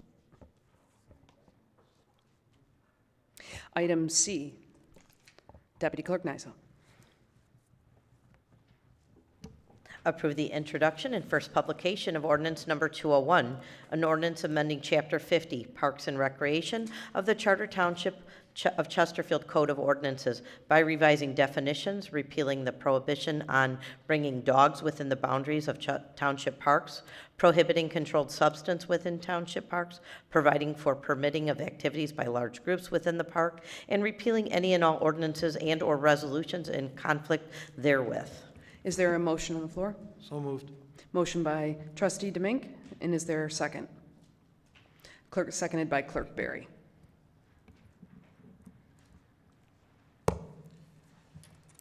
So the ordinance in front, thank you. The ordinance in front of you has several different areas that are looking to be addressed. Ordinances are not something that we change every couple years. This ordinance was made in 1976. Ordinances should be something that we review and look at every 50 years, so now's our time to do that. What we're doing is aligning things that are in the ordinance with the way that the parks are currently being used, the way we plan to use those parks in the future. I don't want to miss anything. I want to be very clear on what we are doing for this ordinance, so I'm going to read through the different sections that are changed, which the board will see in front of you as well as in the packet. Definitions are being changed so that the entirety will redefine parks to include any current or future land owned by the township for recreational use. Right now, as it currently stands, it only states that Brandenburg Park is the park that we are talking about when we talk about the Parks and Recreation Ordinance. It includes those future purchases that are not currently included, but it also any changes as current use as we expand our parks in the future. To allow dogs into the park, this is something that our staff, seasonal staff as well as facility staff off-season, it's a constant uphill battle. It's an uphill swim to prevent standard use of the park. We're preventing the way that the park is planning to be used and the way the residents want to use it. So what we'd rather do is choose to work with that natural use and then create guidelines to follow, in this case, for the dogs and pets to be allowed. Throughout Chesterfield, we have plenty of responsible pet owners who are looking to bring their dogs to recreate and get exercise in this recreational space. Like I said, it includes both Brandenburg, Pollard, Weber, any park that we have, as well as future parks. To accommodate through traffic specifically at Brandenburg Park, we do allow dogs to walk along the path at Jefferson. We used to be able to say that it was the paved path where dogs were allowed. Now that the entire park is paved, there's a lot of confusion between where a dog is allowed to step and where they're not. Are they allowed to come off a boat or not? And so that's the piece that our park supervisors fight against. Even when we do have signs in the park, we do have dog pickup bags that are available. It's more confusing than it needs to be. Let's work with the natural use, and that's where this one came from. Park activities and gatherings is another section that was updated. The parks are a natural gathering space for large groups. At Brandenburg specifically, we have the indoor building, 4 open-air pavilions. At Pollard Park, we have the 4 soccer fields and the 5 baseball fields that are available for rental. But if those rentals are sold out or that's not the use of the park that you would like to see, you do have to go through what our current policy is, that you go through the Chesterfield Township Board, you get approval for a special event permit, and then they permit that use. This is putting that into that ordinance so that we have something of sustenance to refer back to in order to enforce that in the parks. It'll put that final ruling on how groups utilize the space in the parks, especially outside of those facility rentals. beyond these ordinances and beyond these ordinances, we create park rules and department policies, and those will create more specific use and specifics beyond the ordinances that are created once every couple of years, or every 50 years, I should say. Additional changes that were made, or that are proposed to be made, include updating the language of vehicle use into the park, so that includes a little bit more modern vehicles such as four-wheelers and golf carts. Not allowing animal entrapment, which aligns with how several parks and recreation departments have it around the state. And then clarification that public parks do not allow controlled substances within violation of federal or state law. This is something that is a standard, but it's nice to have it in that ordinance and written there. So again, it's easy to refer back to an ordinance specifically for the parks. That's something that may change over years, but the way that the language is written, it allows it to be amended to grow with the changing times. This ordinance update was reviewed by our attorney. It was also reviewed by the Parks and Recreation Commission a couple different times, most recently at the October meeting that they approved it and moved it forward to the board. Those are the highlight reel of it and everything that's been updated. So like I said, it better aligns this current ordinance with the way that we're using the parks and the way that we plan to use them in recent years or in future years. Thank you. Any questions or discussion by the board? Trustee Demink. All this was basically done by Director Vanderson and the members of the Parks and Rec Commission. They've been working on it for a while. So they've been talking about it at the last couple meetings, been going back and forth. So that's where that all came from. Trustee Joseph. I guess I maybe have a question for either of you, Trustee Demink or Director Vanderson. I know in the formation of it, there was probably some feedback, obviously, from responsible dog owners. Did you get any feedback from other park participants? Because I got a few concerns. I happen to be a dog person. We have a therapy dog at the court, and I'm a big fan of the tigers do a bark at the park, and so I like, you know, families that have pets, dogs, and that are responsible. But what about the other park goers, and do we discuss the concerns with regard to, like, I know that you mentioned the enforcement of no dogs, but I envision a lot of enforcement issues involving, you know, dog owners that maybe aren't as responsible, and the under control of your, you know, making sure you're, like, what are the provisions or concerns about, you know, the enforcement, and how do we do that for, you know, dog owners who aren't maybe as, you know, responsible as we'd like them to be? So this ordinance, the way it is written, it actually does not change any of the policies that we currently are doing, other than us saying, yes, your dog can stay, rather than head home and you're done at the park today. Both responsible and irresponsible dog owners are there. That's something staff are trained to handle. They have that customer service experience, and then when it becomes beyond their scope, then it is forwarded to the police department to handle on site. Just to clarify, the ordinance as it written now says absolutely no dogs in the park, not control or not control. That the ordinance says no person shall bring or have in his possession or control within the boundaries of the park any dog or pet. This strikes that, and now we're saying, like, you're welcome to bring your pet, and then we put some provisions about, you know, making sure that you're a responsible pet owner. So it does significantly change in terms of the enforcement, because if you see a dog in the park, that's just not allowed, and that is the enforcement. Now you're dealing with maybe complaints about the dog's off the leash or whatever, and, you know, I just envision that being potentially problematic, and I'm curious if the commission looked at that and if you have an opinion on that. Yeah, it was all in the discussion with the commission. What this ordinance does, like I said, it doesn't change what people are currently doing. It changes us being able to hold something up and say, this is what we're enforcing. So right now, we just say your dog is not allowed. That doesn't mean people aren't still planning to bring their dogs and still bringing their dogs almost daily to the park. It's then our staff working to get them back out. Now it would be the same leash law that is across, the same leash law that's there currently. It's just putting it into the ordinance in writing specifically for all parks. Trustee Anderson. You understand, Trustee Joseph talked about reasonable pet owners, people that they know what the rules are, what the expectations are, and they follow them. I love dogs, had dogs. dogs were always under control. But I'm worried about the other percentage there. You got a splash park there, 2, 3, 4-year-olds. You have a high school kid supervising them. Maybe you're there, maybe a paid adult. You might have one of the other dog owners that lets a dog off the leash. You got those little kids. You hear stories about this all the time, these things happening, attacks. And I know there's dog lovers, they want to take their dog to the park.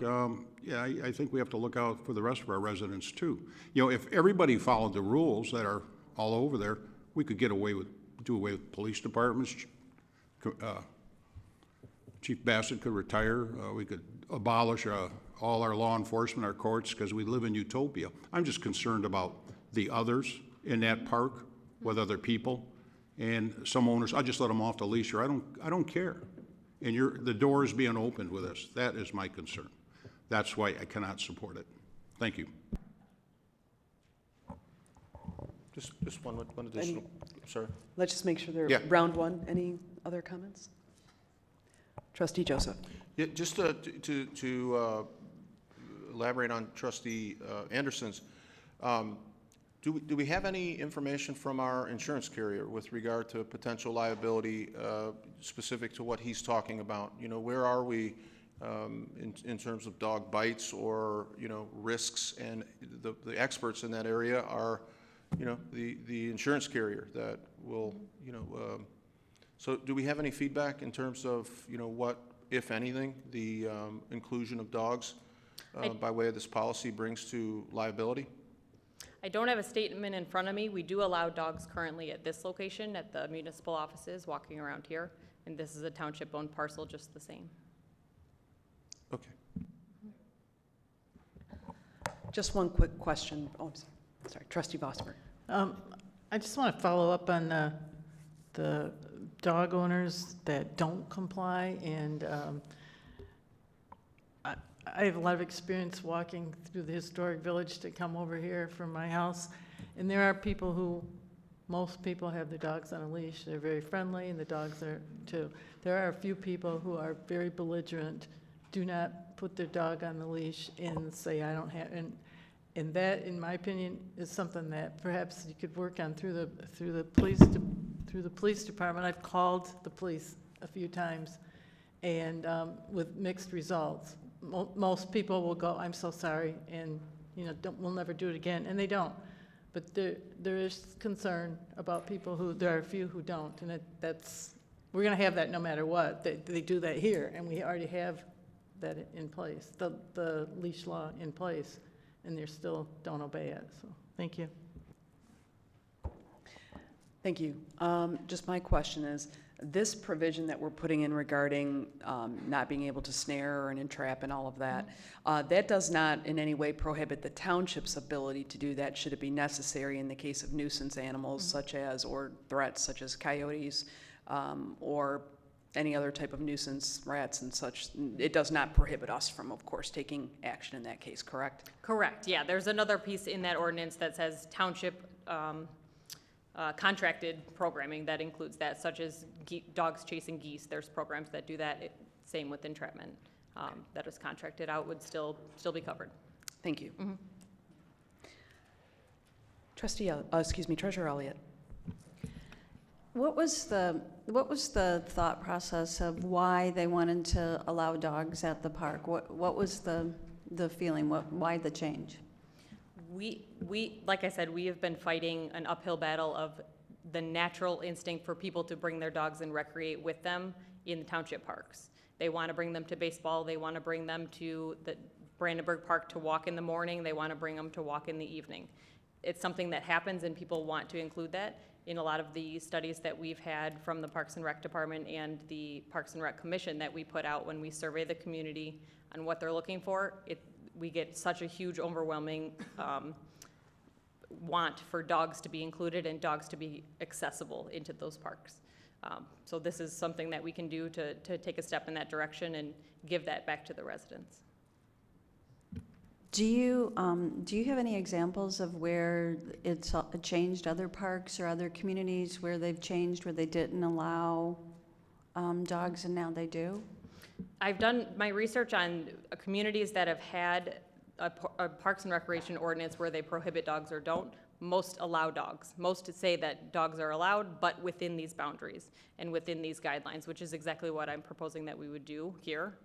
I don't have a specific city in mind that I could give you, but it is the majority of Parks and Recreation departments that utilize dogs or allow pets to be included, but within guidelines such as we're proposing. I am a dog owner, and so my dog, likes to bark or what have you. So what about those types of things like barking? Dogs will bark, even if you keep them on a leash. Is there any part of the ordinance that address that? There's nothing in the ordinance, but that's where the park rules come into play. That gives us the ability to hone in on specifics of rules for dogs. If your dog is being unruly, if your dog is deemed unruly for the park or deemed that they are not able to be there, our park supervisors and our township staff have the ability to have that dog leave at that time, including their owner. So that's where we can get into the specifics with rules as well as department policies. And what about for waste cleanup? How are you acknowledging that? We do have dog waste bags that are out there. We have the ability to always purchase more of those, but we do have one at each entrance of Brandenburg Park, as well as this municipal lot, and we would be adding some to the other parks that are available. Our park supervisors that are on site for the park season would be responsible for monitoring that and cleaning up anyone that's not following those rules and anyone that does leave their pet waste behind. In the off-season, the facilities team monitors those parks throughout the year, and so they'd be able to help in the pickup of that year-round.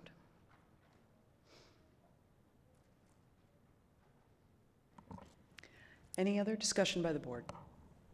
Seeing none, we have a motion on the floor by Trustee DeMink, supported by Clerk Berry, to approve the introduction and first publication of ordinance number 201.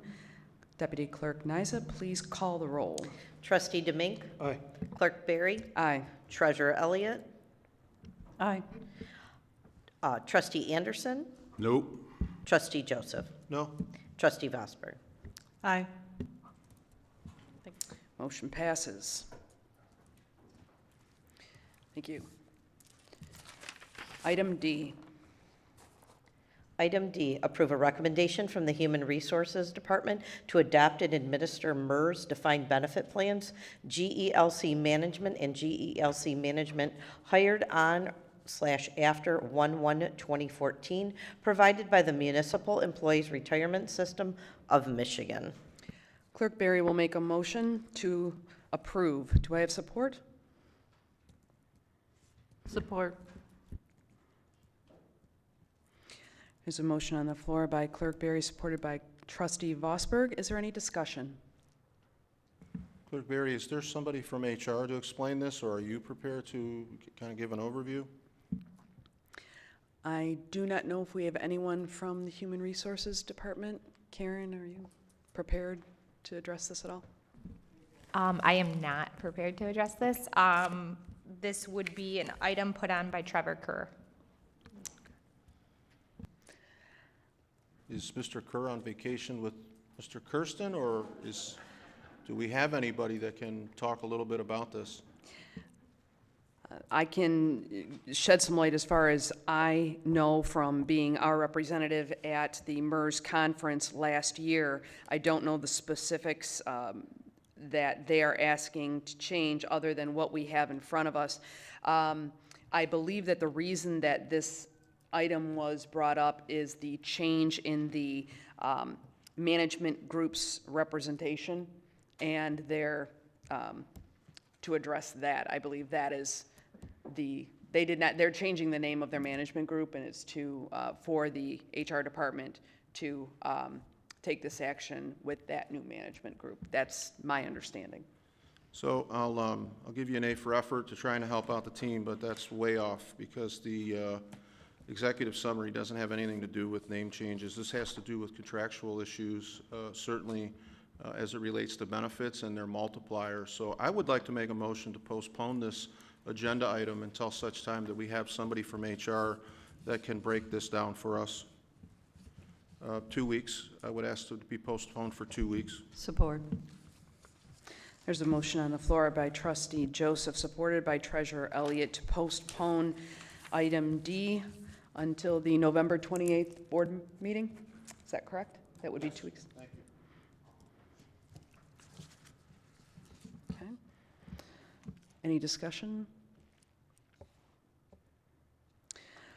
All in favor of postponing the item to the November 28th board meeting, all in favor say aye. Aye. Aye. Opposed? Motion passes. That item will be postponed to the November 28th board meeting.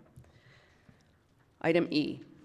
To approve a request by the Department of Public Safety to authorize payment to ERS International for technical rescue awareness training for the fire department in the amount of $5,670. So moved. We have a motion on the floor by Trustee Demink, supported by Trustee Vosberg. Is there discussion? Seeing no discussion, all in favor, please say aye. Aye. Opposed? None. Motion passes. Item F. Item F, to approve a request by the Department of Public Safety to authorize the purchase of a video wall system to the dispatch center in the amount of $52,051.21. Is there a motion? Motion by Trustee Demink, second by Clerk Berry. Public Safety Director Bassett. I know it's a little bit out of order, but I do just want to talk about the last item, if you don't mind. The training is going to be held December 12th, 13th, 14th. We continue to develop our technical capabilities and capacity. We currently have technical rescue technicians on the department. What this training will do is provide a base level, and it's known as, the category is called awareness, so that every member of the fire department who arrives on scene will be prepared to deal with that until we get either our own members or members of the consortium there to deal with technical rescue. Sorry, I just wanted to talk just a little bit about that. The next item that is now before you, this video wall system from Visual Sound, will allow dispatchers to easily monitor multiple feeds simultaneously, display maps, critical data feeds, live feeds, and get real-time updates on incident resource allocation and critical information dissemination, enabling them to maintain heightened situation awareness. We're able to display any video feeds that we would have access to, including township video feed, traffic video feeds. The final display will consist of 9 displays with up to 50 images, and obviously that's going to be dependent on what you can actually see, so that may be more or less depending on what you're looking at. Thank you. Trustee Demink. Director Bassett, they can go into the traffic lights like the one over at the county? Will they be able to do that too? Absolutely. Like the big monster over at Contact? Correct. Any video feed that we have access to, we're able to, and that includes, as we continue to develop even our own systems here within the township, we can continue to add those systems as we see appropriate. So yes, the answer is yes. And what about video feeds from some schools that allow us access? Absolutely. Anybody who is willing to, and that even includes private businesses, if they were willing to give us access. And again, I want to caution and make sure we don't, there's so many feeds as they continue to develop, but what it's especially useful for is when we have an ongoing situation and to be able to bring up that feed live so that our dispatchers have live information that they're looking at. Okay, thank you, sir. Any other discussion or question by any board member? Seeing none, we have a motion on the floor by Trustee Demink, seconded by Clerk Berry. All in favor, please say aye. Aye. Aye. Opposed? None. Motion passes. Item G. Item G, to approve a request by the Department of Public Safety to renew the Information Technology Support Agreement with Porter & Black for 3 years at a cost of $151,632 for 2024, $157,697.28 for 2025, and $164,005.16 for 2026. Do I have a motion? So moved. Motion by Trustee Vosberg. Is there support? Support. Seconded by Trustee Demink. Discussion. Trustee Anderson. Normally very supportive of the department, and the question I have here is, we already have we have an IT department in place now, and I don't know why we aren't integrating these functions together, and there's also might be a couple other technology support entities out there. Why aren't we trying to stay with high tech? They're a very competent entity instead of this additional cost of Porter and Black. Thank you.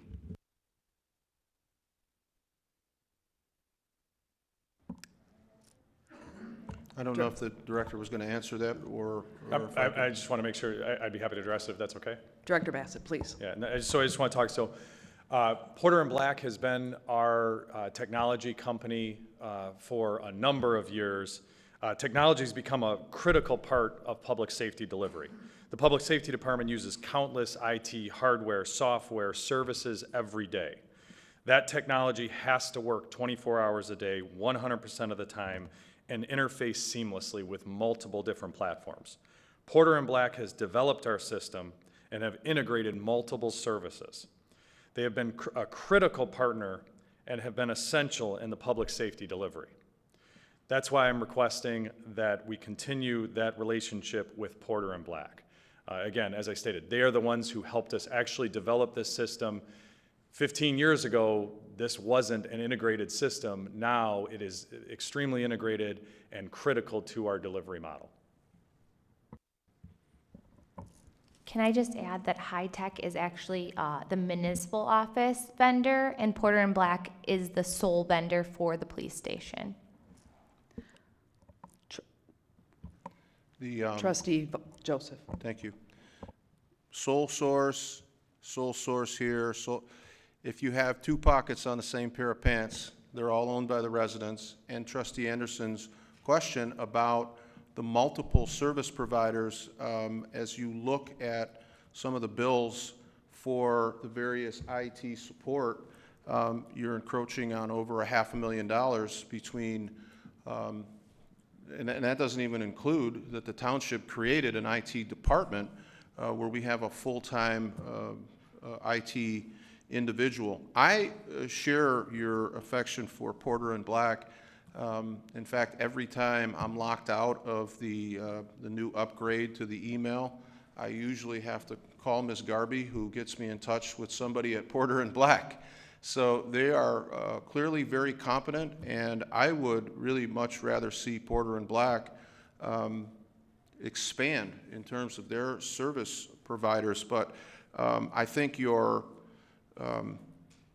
comments, Director Bassett, are exactly what we heard from a presenter who came to the podium at the very beginning of this meeting, and that is our appreciation for the service that somebody has provided us is admirable. But in terms of our purchasing policy, how do we continue to just extend contracts without a review? And Porter and Black, they are doing more work in the township. They're certainly were available to me when I had an IT issue, and so I know that they're expanding. I get a little worried when they're presented by you as almost tantamount to a sole source provider, that their expertise is so proprietary that because they designed the system and so forth, that we might be locked into Porter and Black just for fear that nobody else could come in and duplicate their familiarity, and I don't know that that's true.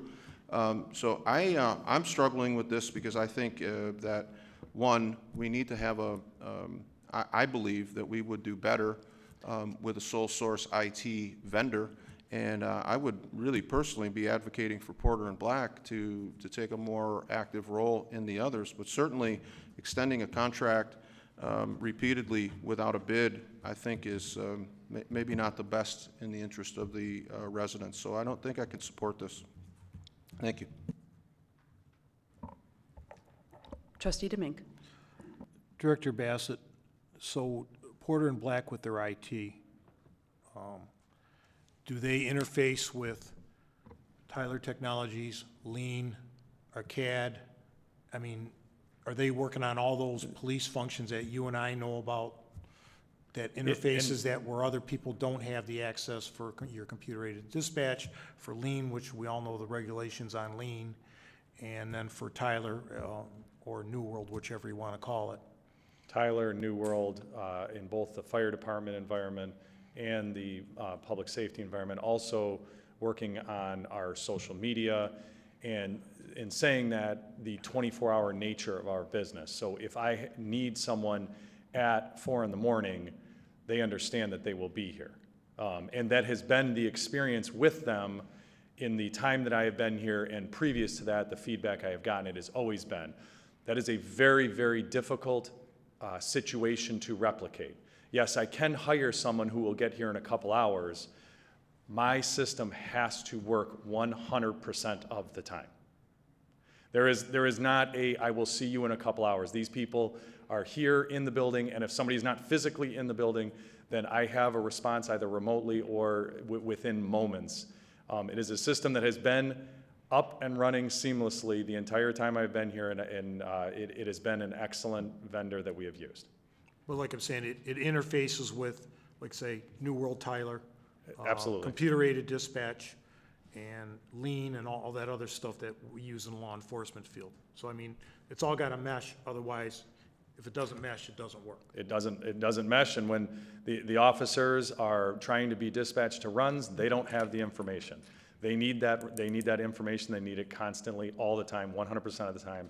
It can't be waiting for an update the next day. It always needs to be there, and this vendor has provided that.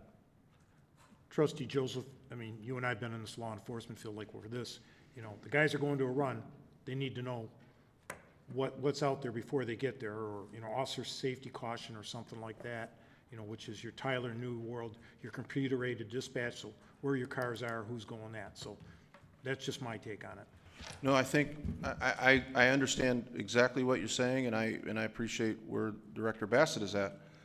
I'm just saying to you, if your argument is that they provide a proprietary product, that they're the only vendors that can provide the momentary notice, that they're the only vendors who are proficient in, you know, all of the applications and platforms that you're talking about, then I say, okay, then we don't need to worry about our APOs, like because our APOs cover sole source or sole proprietary sort of products.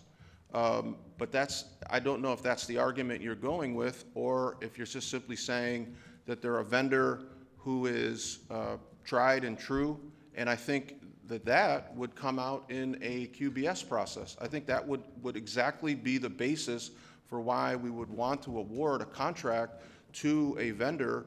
That my argument is simply for the appropriateness of the APOs.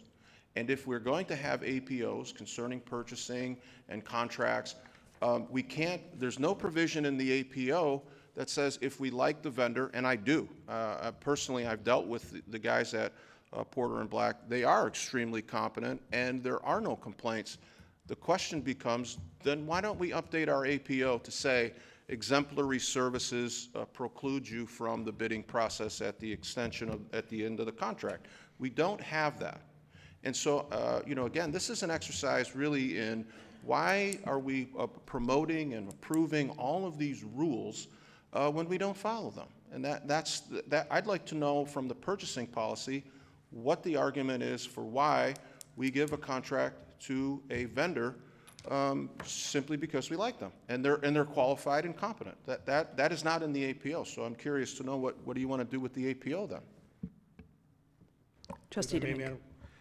Director Bassett, since you deal with all the public safety directors and chiefs from other departments and cities, how many other people are using Porter and Black, and, you know, from your experience? I mean, I'm not familiar with them, but that's why I'm asking you. And I don't have that number. I do know a number of other departments are using them, but I apologize. I don't have that number of how many other groups are using them. Trustee DeMink, let's say it's 90% and everybody's happy with it. What do you want to do with our APO? Oh, Dave, I understand that, but here's what I'm looking at. This is for 2024. 2024 is 6 weeks away. okay? So if we don't approve them, he gets a breakdown on New Year's Eve or New Year's Day 2024, who's he gonna call? I'm just throwing that out there. Then I would propose a solution to that, and let's go back to Porter and Black and ask them for a brief period of extension while we bid this out, and that we will honor the current unit rates or negotiate them if need be. If they would like more money consistent with the first 180 days of the 2024 contract, but we can have our attorney negotiate a contract to do two things: maintain the public safety and the service that Porter and Black provides, and also assure our residents that their money for the next 3 years is going to the most qualified bid, and that we stay faithful to our APOs. Because your argument, valid points, and you know, the chief, Director Bassett, if you had numbers and you said there's a 99% approval rating across, what do you want to do with the APO?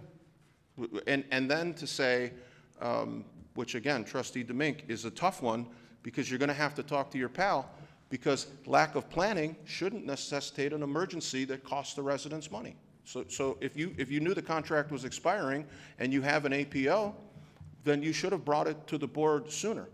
And I would say, at some point, we have to adhere and we have to be faithful to the APOs. And if we have no fidelity to the APOs, fine. But let's not pretend like we're following any kind of rules when we can throw them out because we like this guy, or we like this contractor, or we like this vendor, or they've been a good servant. We've been good payers too. So, you know, let's make sure that we're adhering to our APO is my only concern. Trustee Demink? I'm sticking with my motion. Okay. Is there any other? Just one comment. Of course. In our field, there are several products that only have a small number of vendors who can provide them. The challenge is, I don't know any vendors in the business that I would trust to come in and provide that. So my concern is, I don't know what bid I'm going to get that I'm willing to risk the instability of our IT system.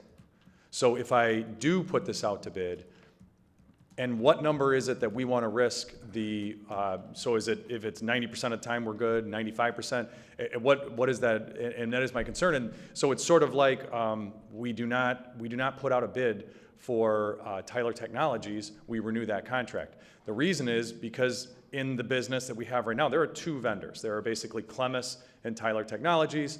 What we have done is we have looked at what is going to be the more robust system for us, and we have selected that. We have not bid that out because, unfortunately, there aren't 10 systems that could provide the system that we need in public safety. I would say it is the same thing here. I could get 10 bids from low tech, high tech, medium tech, and I would have concerns about switching to that organization and risk the delivery of service. And I would say to you, as somebody that is in your building the first Wednesday of every month, talking to you about all the things that we care about with regard to public safety, that there is a mechanism for fidelity to the APO and the inclusion of the Director of Public Safety's grave concerns about the technology in his building. We can do both, because the QBS process, which is part of our administrative procedure orders, do not require that the board takes the lowest bidder. It takes into consideration the fact that we have to have a vendor, and especially with the stakes as high as you've just articulated, that can deliver. And so that would just be illuminated in the process, and in the process of following the rules that we told the residents are important, we could assure them that their money was going to the most qualified bidder. Not necessarily the cheapest, because I don't think you want Anderson and Joseph IT services answering all of these calls. We're probably not going to do a great job. The bid process factors that in. We have rules, and the QBS process talks about the quality of the bid, not the lowest common denominator. Is it your position that this is such a proprietary service that there are no other IT vendors that can provide this? It is, and I will say that it is my position that I am simply unaware of anybody else in the business, and part of my job is to understand what other agencies are doing. I am unaware of another vendor that could provide that. Well, we'll never know again, I think then that what you're saying is that the public safety team should be exempt from the APO. Because what I'm saying to you is that the rules that govern our decisions with regard to any fiduciary responsibility to the residents is predicated on the rules that we've adopted. And the rules say that this is a bid. And there's no provisions within the APO that say if we like the vendor, we can just skip it. If the supervisor doesn't pay attention to when contracts are up and he jams it in 6 weeks before the contract expires, and then his buddy says, well, we're going to be stuck, that doesn't cut it. That's not part of the APO. That's not an exclusionary variable. We have fidelity to the APO or we don't. That's my position, and I understand your advocacy for what you believe to be a top-notch quality vendor. We have no disagreements there. Is there any other discussion on the board? Treasurer Elliott. During the liaison meetings, did this not ever come up? Is this not part of the discussion in the liaison meetings on those first Wednesday of every month? This was not. No? How come? I don't set the agenda for the liaison meetings. I'm not in control of the liaison meetings. I don't know. If you'd like, I will ask for contracts for all the Department of Public Safety vendors and put together a timesheet of when contracts are coming due and so forth. But this is the supervisor who runs the day-to-day operations. He was the former director and police chief. So he spends a lot of time over there. He even has radios. He could call in and check and say, hey, what contracts are expiring? He didn't. Not my fault. You still have the APO. Still have the APO to deal with.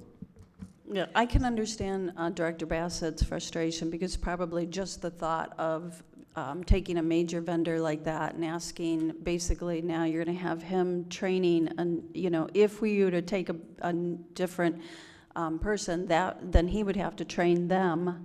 And so every time we change a major vendor, whether it be going from the BSNA.net to the cloud, or a couple weeks back, we approved a Parks and Rec, a new vendor for the Parks and Rec.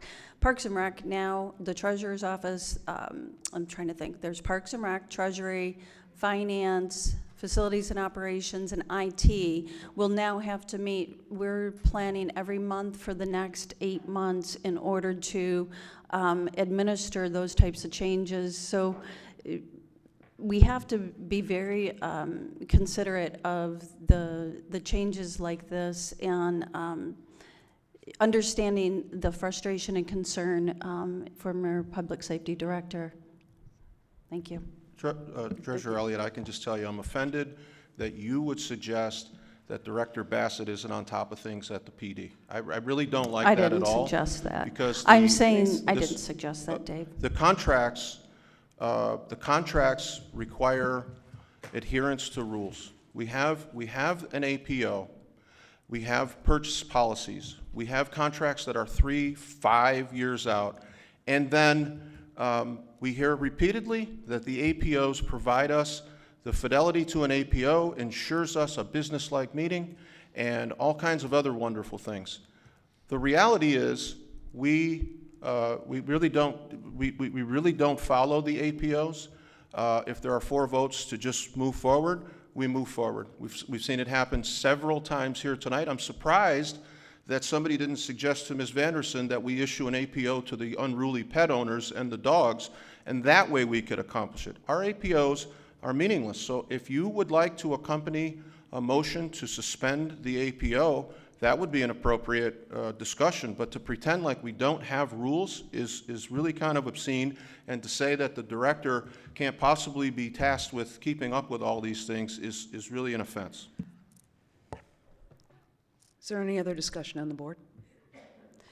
Just seeing none, just for myself, I have been an advocate ever since I got here to have one IT vendor for both the public safety and the township.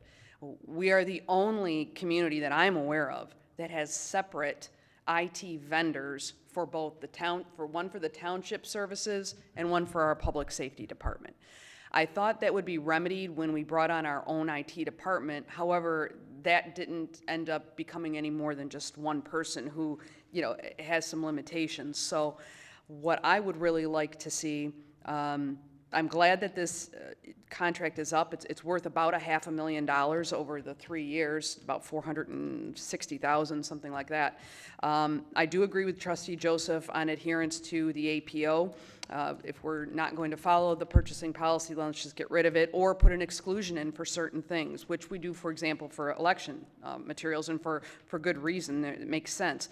Maybe this is another one of those things that would make sense, but right now, as it sits, what I would really like to see is the township go out for an RFP for all of our IT services, because my understanding is that High Tech, our vendor for the township, is actually, they're coming to the end of their contract as well. They're expiring. So it's a great opportunity for the township to actually set forth an APO, or excuse me, set forth an RFP for IT services, and we can dictate the terms. Whatever Director Bassett determines is necessary, we can hold all of the bidders to those requirements. So I am not opposed against Porter and Black. I actually like them too. They're far and away one of the most competent that I've ever dealt with. They're my go-to as well. I would love to have them here at the township offices. So it just seems like if we were to go ahead and approve this, first off, it does violate the purchasing policy in that we are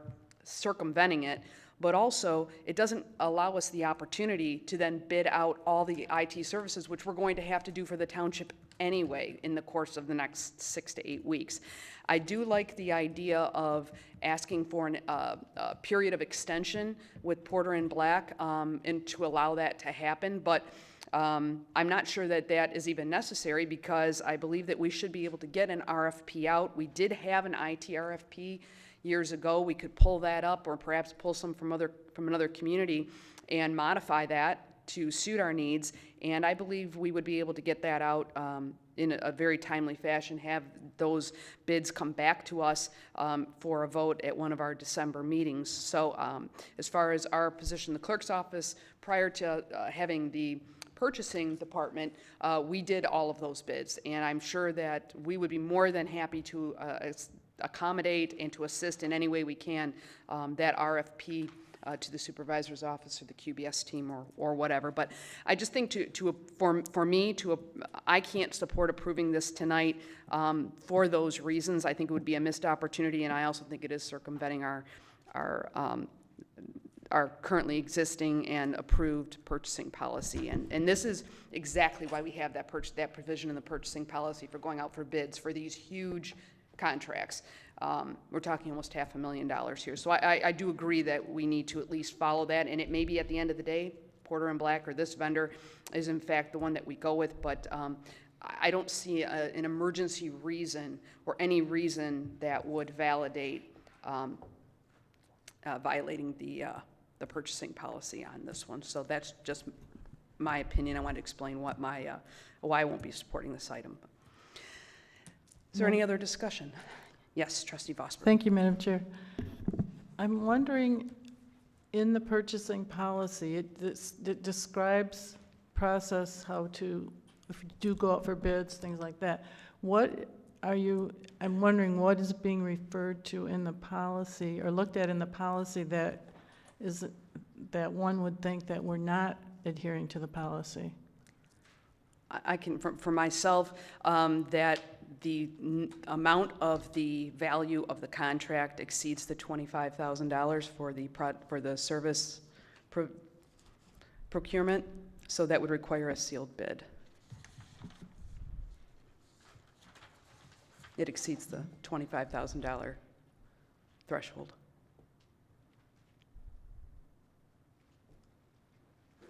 All right.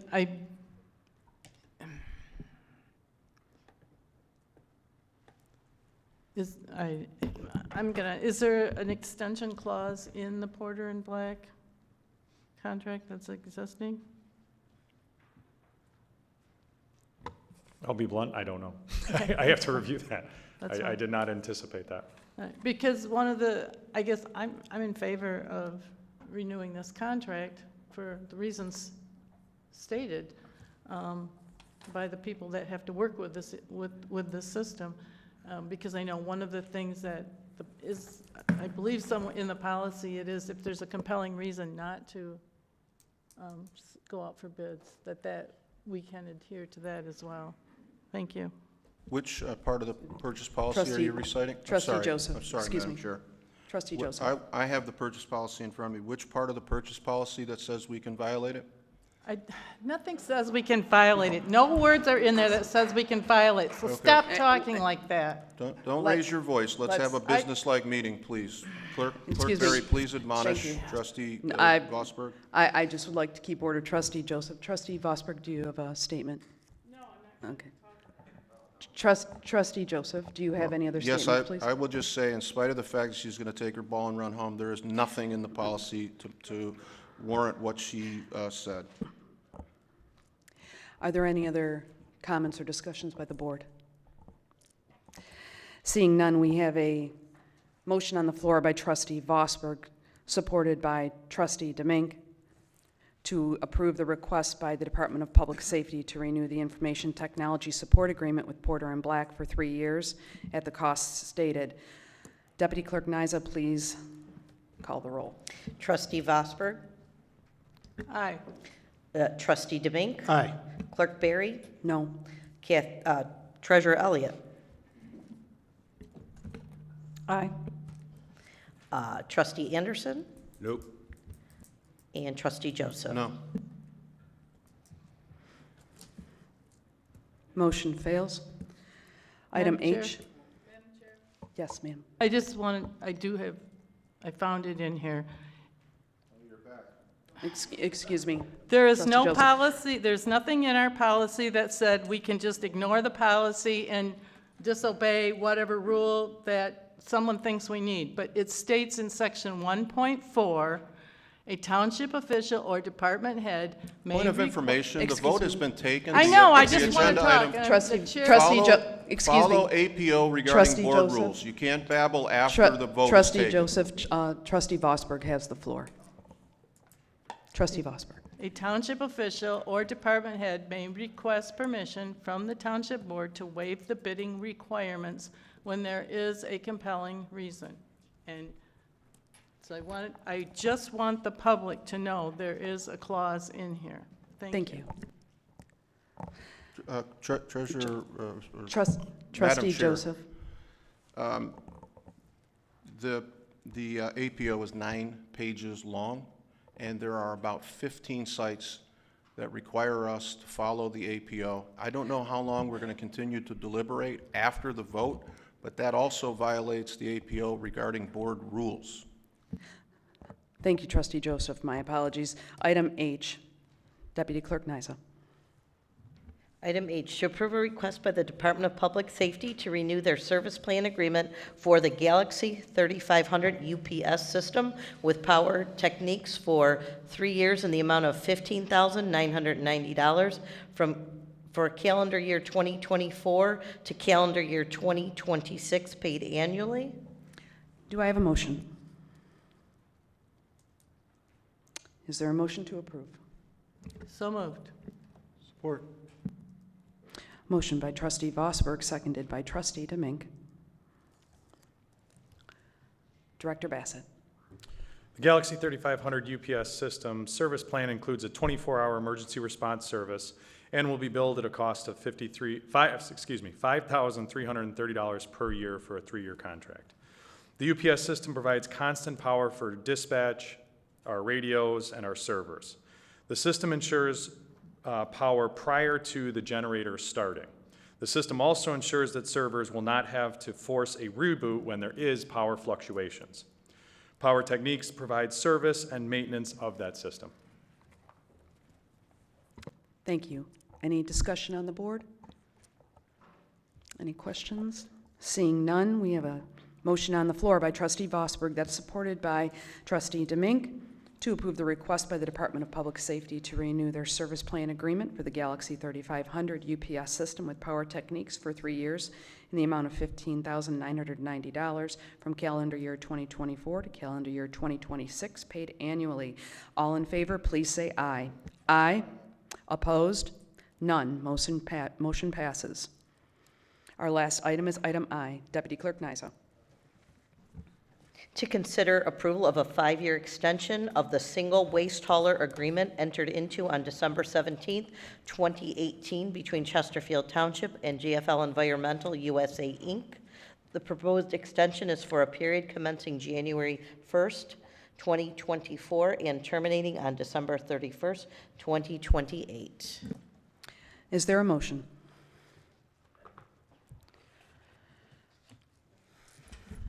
Move to approve. Support.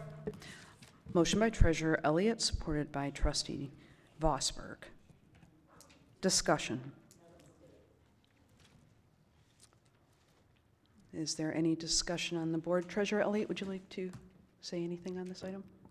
No, I think I'll let the presentation by the GFL folks. Thank you.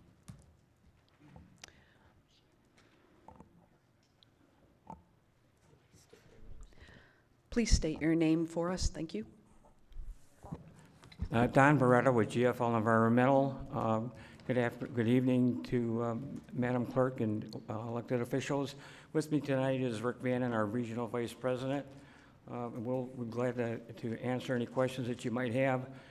The one thing that I'd like to bring up real quick is that this contract is a little bit unique because it came about a little bit over 5 years ago when there was a new Chesterfield Township supervisor.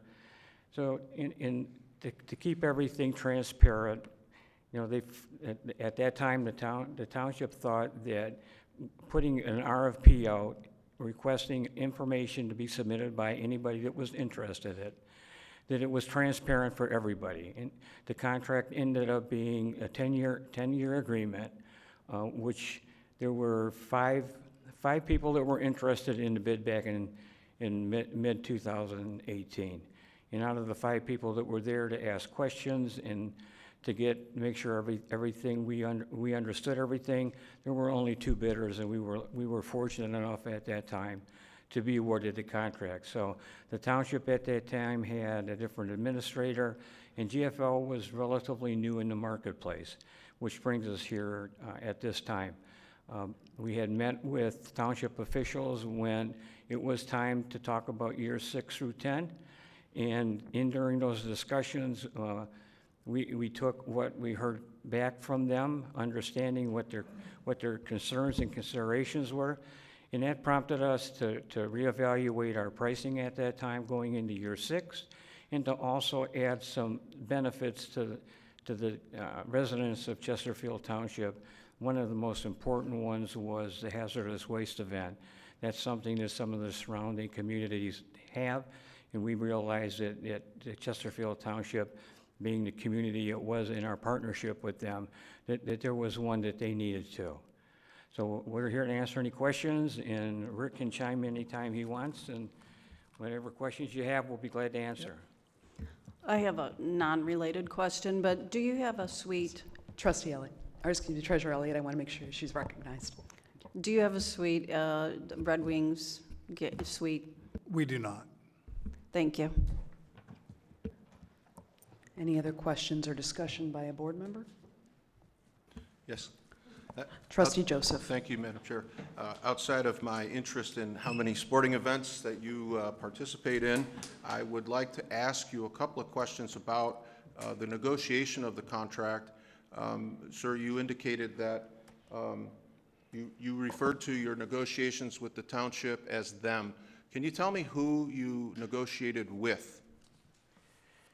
Yeah, yes, it was the supervisor, Kirkston, the treasurer, Ms. Elliott, and Ms.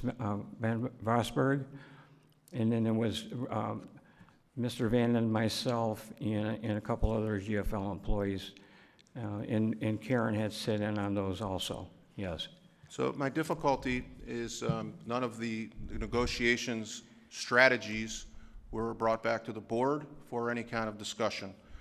These meetings were separate, and I specifically asked Treasurer Elliott had she participated, and she indicated that she had not. So I'm really confused by the negotiating team that you met with, but had I had an opportunity to be part of that, or my associate to my right, we would have wanted to know from your perspective what variable in this that is not in this contract but was talked about 5 years ago, and that having to do with the cost savings, potential cost savings associated with the bill paying system. So what possibly, and I don't expect that you would have an answer, but I was personally hoping that we would have some feedback on what that might look like, because as you appropriately addressed, there were only two bidders for the last go-round, and your competitor at that time actually was unable to provide some of the services that you had guaranteed in the contract. So by the time that process was done, there was really probably only one qualified vendor, GFL. So I was satisfied to a large extent with, truth be told, I wasn't entirely satisfied with the RFP that went out, because I think it should have been inclusive then of a mechanism to look at how the billing is handled.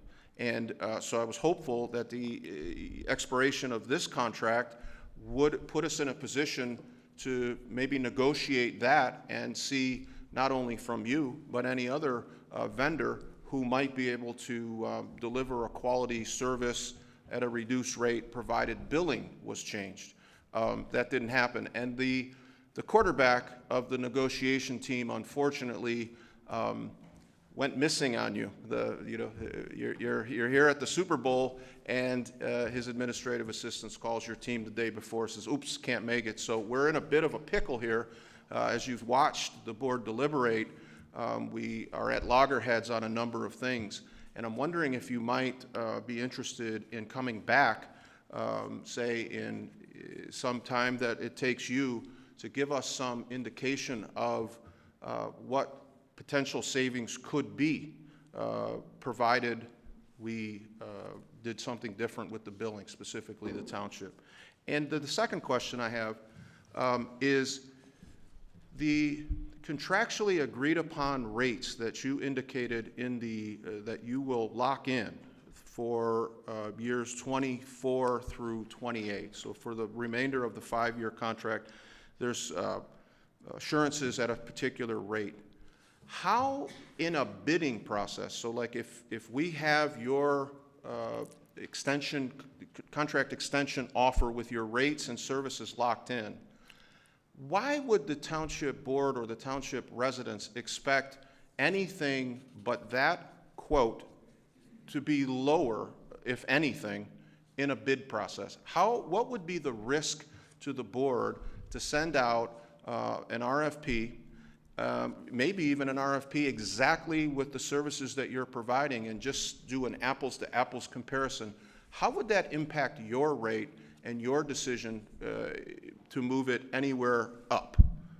Did I make that clear, or was there some confusion? I guess what I'm asking is, if you locked in a rate, why would a bid process change that rate and make it more expensive? Why wouldn't it just reduce, if anything? Well, I think you're asking about the township taking over billing or adding our fees to the water bill. Is that correct? One possible. I've also been in discussions, and I understand that there's another community that utilizes an SAD process. But the point being that the accounts payable, receivable will not be a function of GFL. It would be something that the township does. What would that do as it relates to rates? Well, I'm gonna go back to the contract that was bid back in 2018.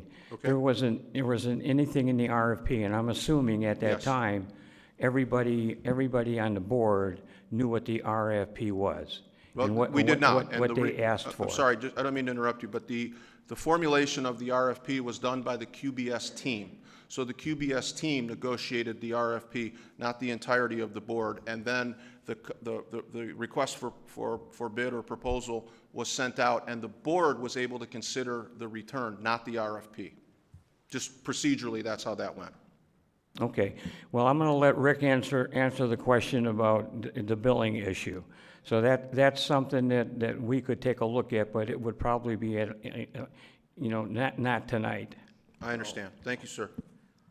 Yeah, thanks, Don.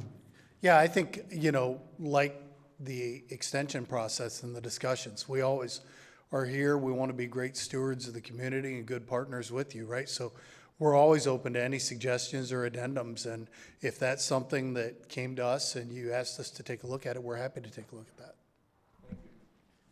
Thank you. Could you maybe weigh in on the second Yeah, question? the second, which was I how mean, would- it's, having done several of these, right, in multiple states, it's really a question for you all. I would almost throw it back to you all, right? Is there an advantage to going with a known extension versus going out to bid? It's really a decision for the council.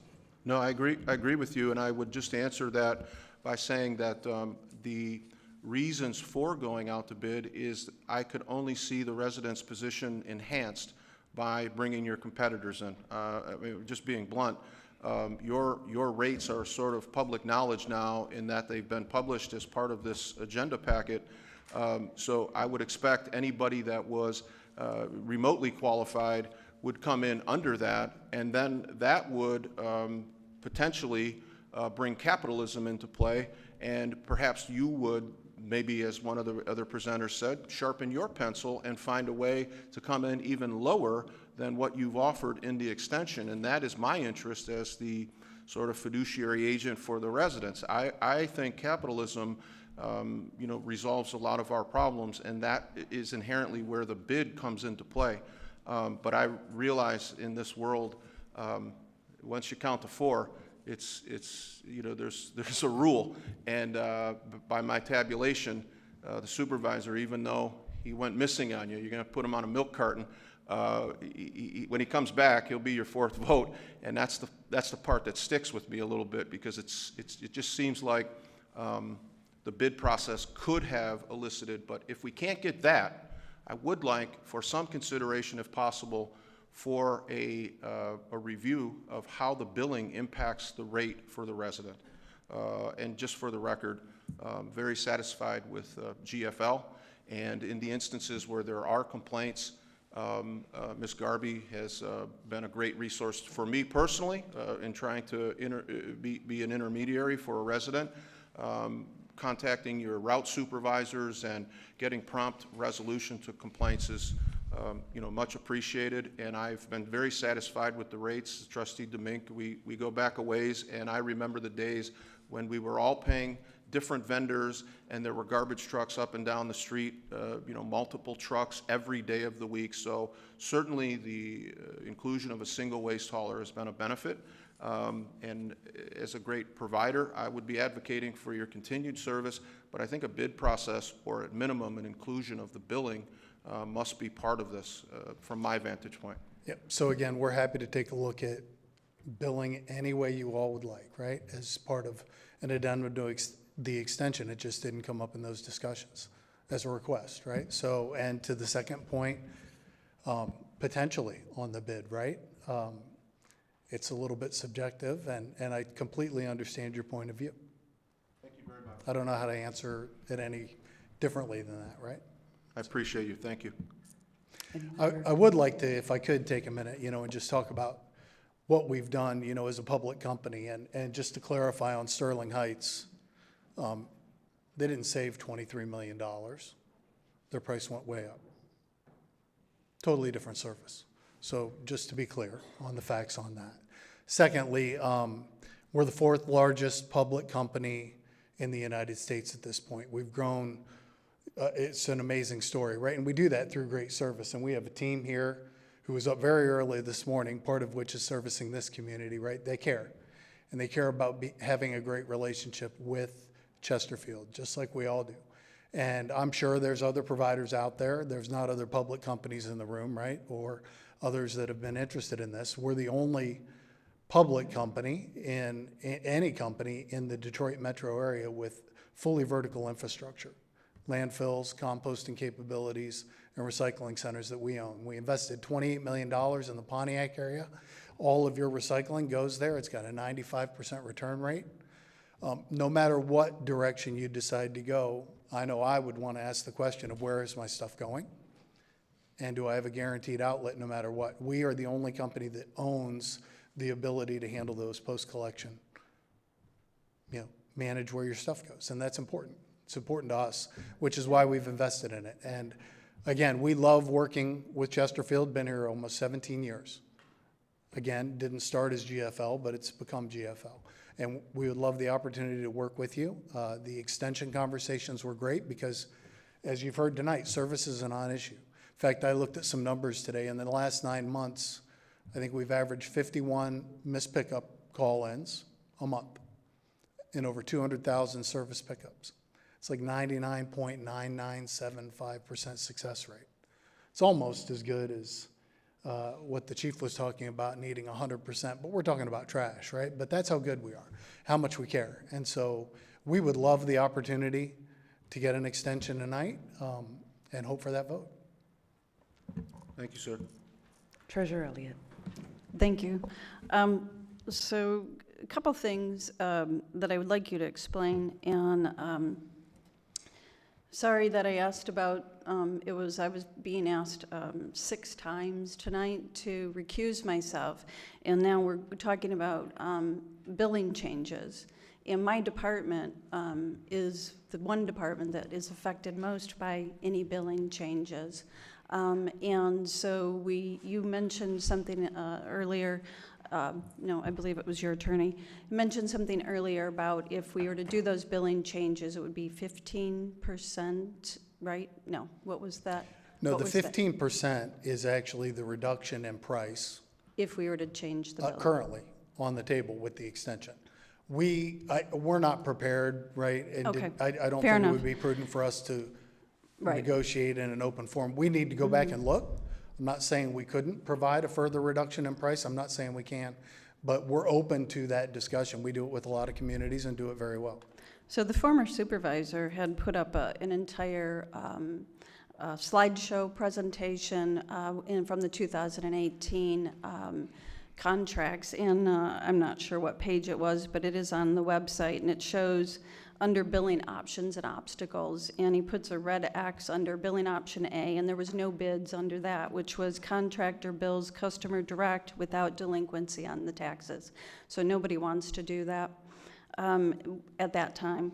The option that the township chose to go with was billing option B, which there was 2 bids, one from GFL and Waste Management. The contractor bills the customer direct, and the delinquent payments are placed on the taxes. That was the preferred option. The other one that was not accepted, there were 3 bids from GFL, Waste Management, and Advanced, and I don't know them. It said the Chesterfield Township would bill the customers and the vendor bills Chesterfield. There was issues, and it says Chesterfield Township would run into billing obstacles in management. Chesterfield Township billing direct would need processes and implementation that we were not prepared for. And it was my estimation, because I knew that this was going to be a conversation, so I had asked the question, if we as a township, my staff, if we were to take over that billing, what would be the amount of staff that would be necessary? And we would feel that there would need to be 2 additional clerical staff, one for that would come out of the water and sewer fund, and one that would come out of the general fund, one for the tax and one for water and sewer. And then we are already on the verge of probably needing another full-time accountant, and this would definitely push us over. So you're looking at a cost of anywhere for full-time, 2 to 3 full-time employees, anywhere from $150,000 and $250,000 that would be assumed by the township, as well as anything else. So I'm pretty indifferent about who collects the garbage. I have no preference one way or another as long as it's collected. I did look at Google reviews for all of the folks that I do know of, and you guys all have 1s on Google reviews, because I am assuming nobody calls to say anything positive about trash collection if it's going well. But I do have some issues here with the billing and what that would require for the township, and how that would work. And so if that is going to be a part of this board's discussion, then I think that needs to be a very, very big discussion internally with staffing issues, which we don't have currently in the budget. So I do want to bring that up. I do want to ask you two questions. Could you explain the emergency collection and also the fuel escalator, please? Yeah, so a variety of different municipal contracts address that different ways, right? Whether you have a tornado or storms come through and you need brush collection, or whether you have floods. It actually came up earlier this year. It was an opportunity to clarify that with the current contract and with the potential extension as to how we provide those services. We don't know what they are. We don't know how long they're going to last or what the costs are going to be when they're incurred, right? So several townships typically go with just an hourly rate. We need this service. We need brush collection.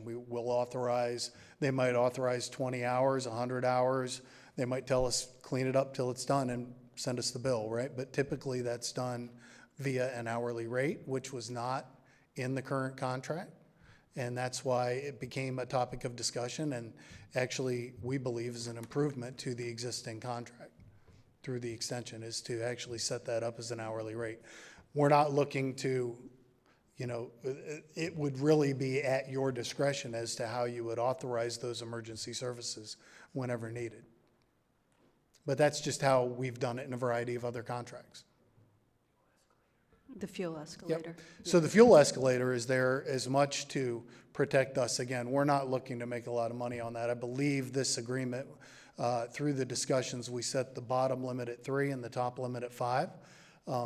Diesel's in the 4-ish range right now, and it ebbs and flows a little bit. And the idea there is just to protect ourselves, because it's difficult to price in looking at how diesel fuel has gone in the last 3 to 5 years. It's also an opportunity on the lower end for the township and the residents to realize money back, right? If diesel goes way lower, our costs are lower. And the reason our costs are lower is we were able to provide is because of the great work the team's done to drive improvement in productivity and service, right? And we're able to deliver that savings back to the community. But the fuel escalator is the same thing. If it goes down below 3, it's an opportunity for the community to actually get charged less. If it goes above 5, we're simply trying to protect the business, right? We have stakeholders. We are, as I mentioned, the 4th largest in the country, and we're not going to get rich off of $5.20 fuel. We're just looking to protect ourselves on the cost side. So we can give you a very good, aggressive price, we believe, on the trash piece of this.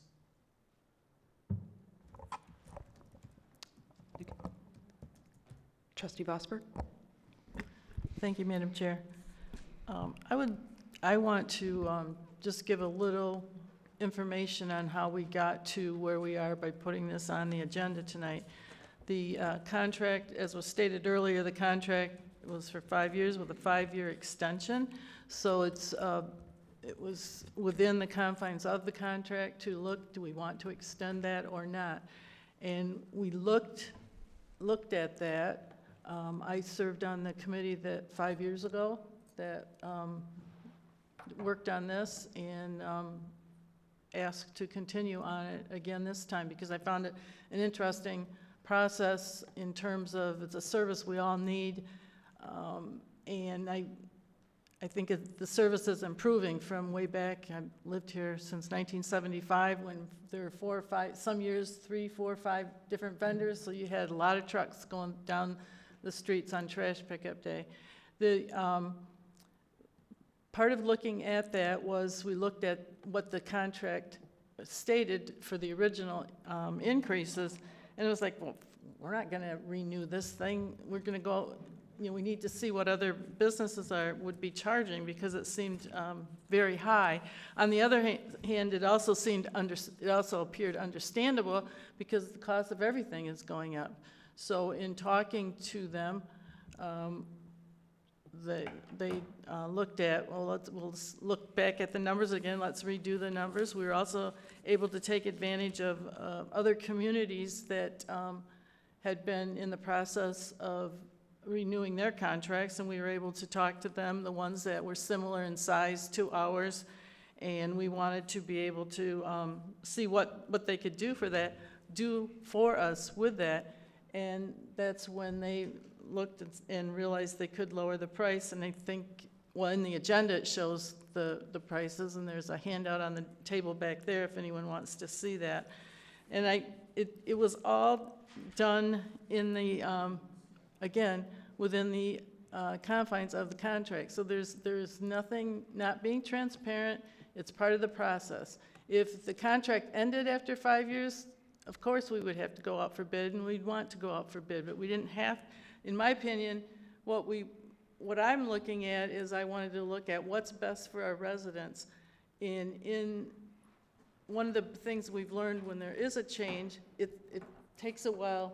It's not impossible because GFL was able to take it over, but there's always gaps in services. There's things that happen, and it just didn't seem like we needed to have that going on right now, especially with some of the things that some of our homeowners had gone through with the flooding and things, and just seemed like to be able to continue with the good service that we have. So that was a factor, but that was not the only factor, because it also had to have a monetary reason to do it, because which it did. And right now, the way that the price structure is, with this new proposed rate, it would be, I think it's $7, I believe, less than, we would start out paying less than what 9%. We, pardon me? 9%.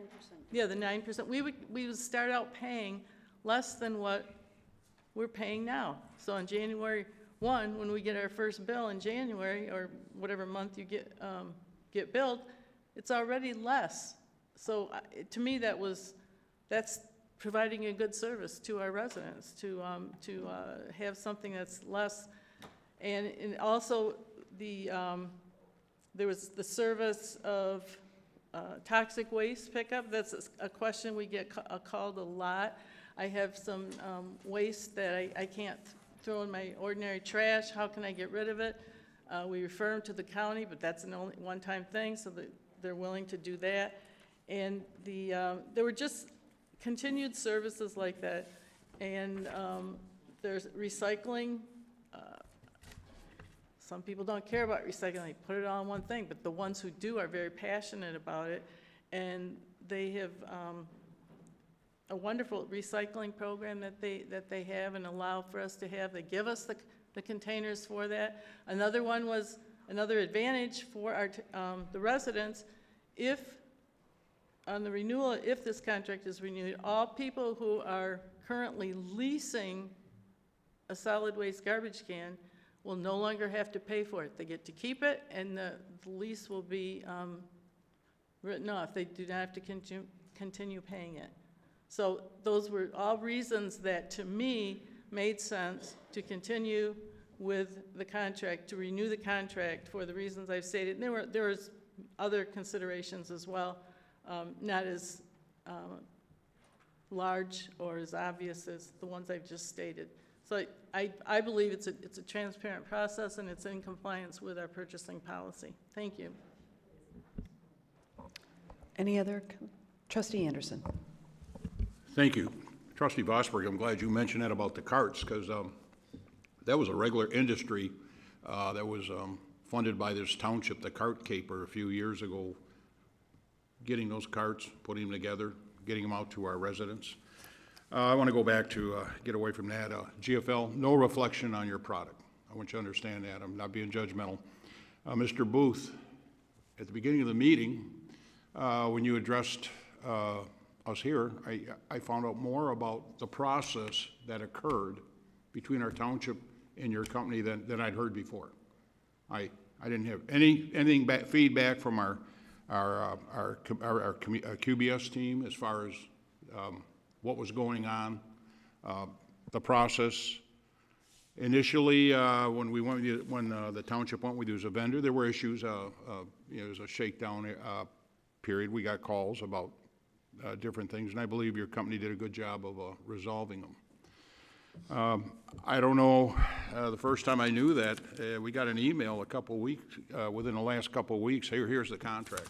It's going to be here on the agenda. It's the first time I really heard about anything. And it's no reflection on you, issues I have. One, I didn't support the contract in 2018, not because it was well-written or whatever, or fair. I just had a problem, and it's not your company's. It is with this township. People, you're paying for your garbage pickup. It's predicated what the prices will be. Okay. Also in the cost, unless it's been changed, to pick up the township's trash at all its buildings. My understanding was the last contract, all our township buildings, the trash is picked up by the vendor. They're doing their thing. The cost of that is passed on to the residents in your bill. You're paying the general fund. You're paying water and sewer. You're paying public safety. Why doesn't the township pay its own bills? This is not your issue. It's here. That's why I'm bringing it up. I personally feel that we should postpone this for 2 weeks until the missing party is here, unless the 4 votes are here already to continue with it. Thank you. Are there any other discussions or comments by the board? Trustee Joseph. Thank you. Sir, I just have one quick question. It's a technical question, and it was posed to me via email a couple of times, and that is 9 cents per unit, and I'm talking about the gas, the fuel override. What is it when you're talking about 9 cents per unit? What is the unit? I believe that's per gallon, right? Yeah. Go ahead, Don. Yes, the 9 cents is directly related to what we would charge a resident or a single-family home or a site condo per month. So as it goes above $5, there's 9 cents per unit of gallon? If it goes, it has to increase by 20 cents. So yes. At 5.20, it would be a 9 cent charge. Thank you for clarifying that. Right. The questions that I have really more commentary that I don't know how GFL could really answer, but we have rules in place in terms of our purchasing policy. On October 26th, the Township Supervisor issued an email to us, to the board, indicating that the QBS committee, and for those that don't know, that's a qualifications-based selection process. So the QBS team is impaneled when we are considering outside bids. So within our purchasing policy, the QBS process is, the supervisor indicated that the QBS committee had reviewed the proposal that is before us tonight, and I simply followed up with some questions about those QBS meetings. In essence, when you said during our negotiations, and I said to you, who did you negotiate with? You indicated, and then Trustee Vosberg elaborated, saying that she had been part of the QBS team and wanted to continue on this QBS team. But it's important to point out that our rules mean something, and when you're talking about being a part of the, and just so you know, I see you eagerly looking down, Treasurer Elliott, I sent you a text on October 27th asking you specifically, as I did everybody else, were you part of the QBS team?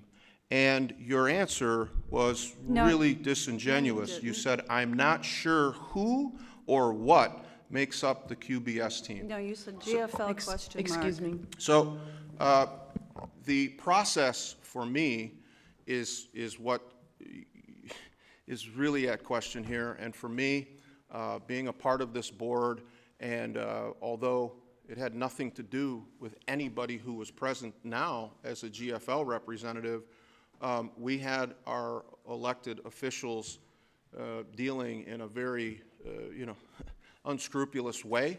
And so the ownership now, I think, is incumbent upon our board to let our residents know that everything is above board and honest and fair dealing. And so when the supervisor references a QBS team, you can only get a QBS team to consider multiple solicitations. So the QBS team is there to evaluate outside bids, multiple bids, and then make a recommendation to the larger board. In this case, the supervisor talked about it, the trustee and the treasurer, who were part of the QBS process, but now don't, they didn't inform the board, and the rules associated with QBS, there are meetings and there are minutes, and so I asked on October 26th for the deliberations, because at that point, I could have infused into the conversation to the QBS team members, could we get some evaluation about billing and how that could impact residents? And there would have been a full board participatory exercise. But what you have is, as I say, Trustee Anderson's recommendation for 2 weeks. I don't want to advise you. You have skilled and competent leaders. But the way that this township works, I think you just wait 2 weeks. The ringleader will be back. You'll have your 4 votes. You just don't have it tonight. I just don't see how you could generate 4 votes for a process that stinks. And the 2 people that were supposed to be harvesting data and sharing it with the other elected officials said they didn't know anything about a QBS process or who was on it. Now they're proud to talk about all of the variables that are great. If they were great, share it with the whole board. Sunshine helps great. Not going to a room Madam Chair. and disguise. Madam Chair, we cannot listen to, I refuse to listen to somebody saying Then things that leave. are totally You can not leave. true. I will, You can leave. okay, let's have some order so that we can all be heard. Trustee Joseph, have you completed your I've wrapped comments? up my, Thank you.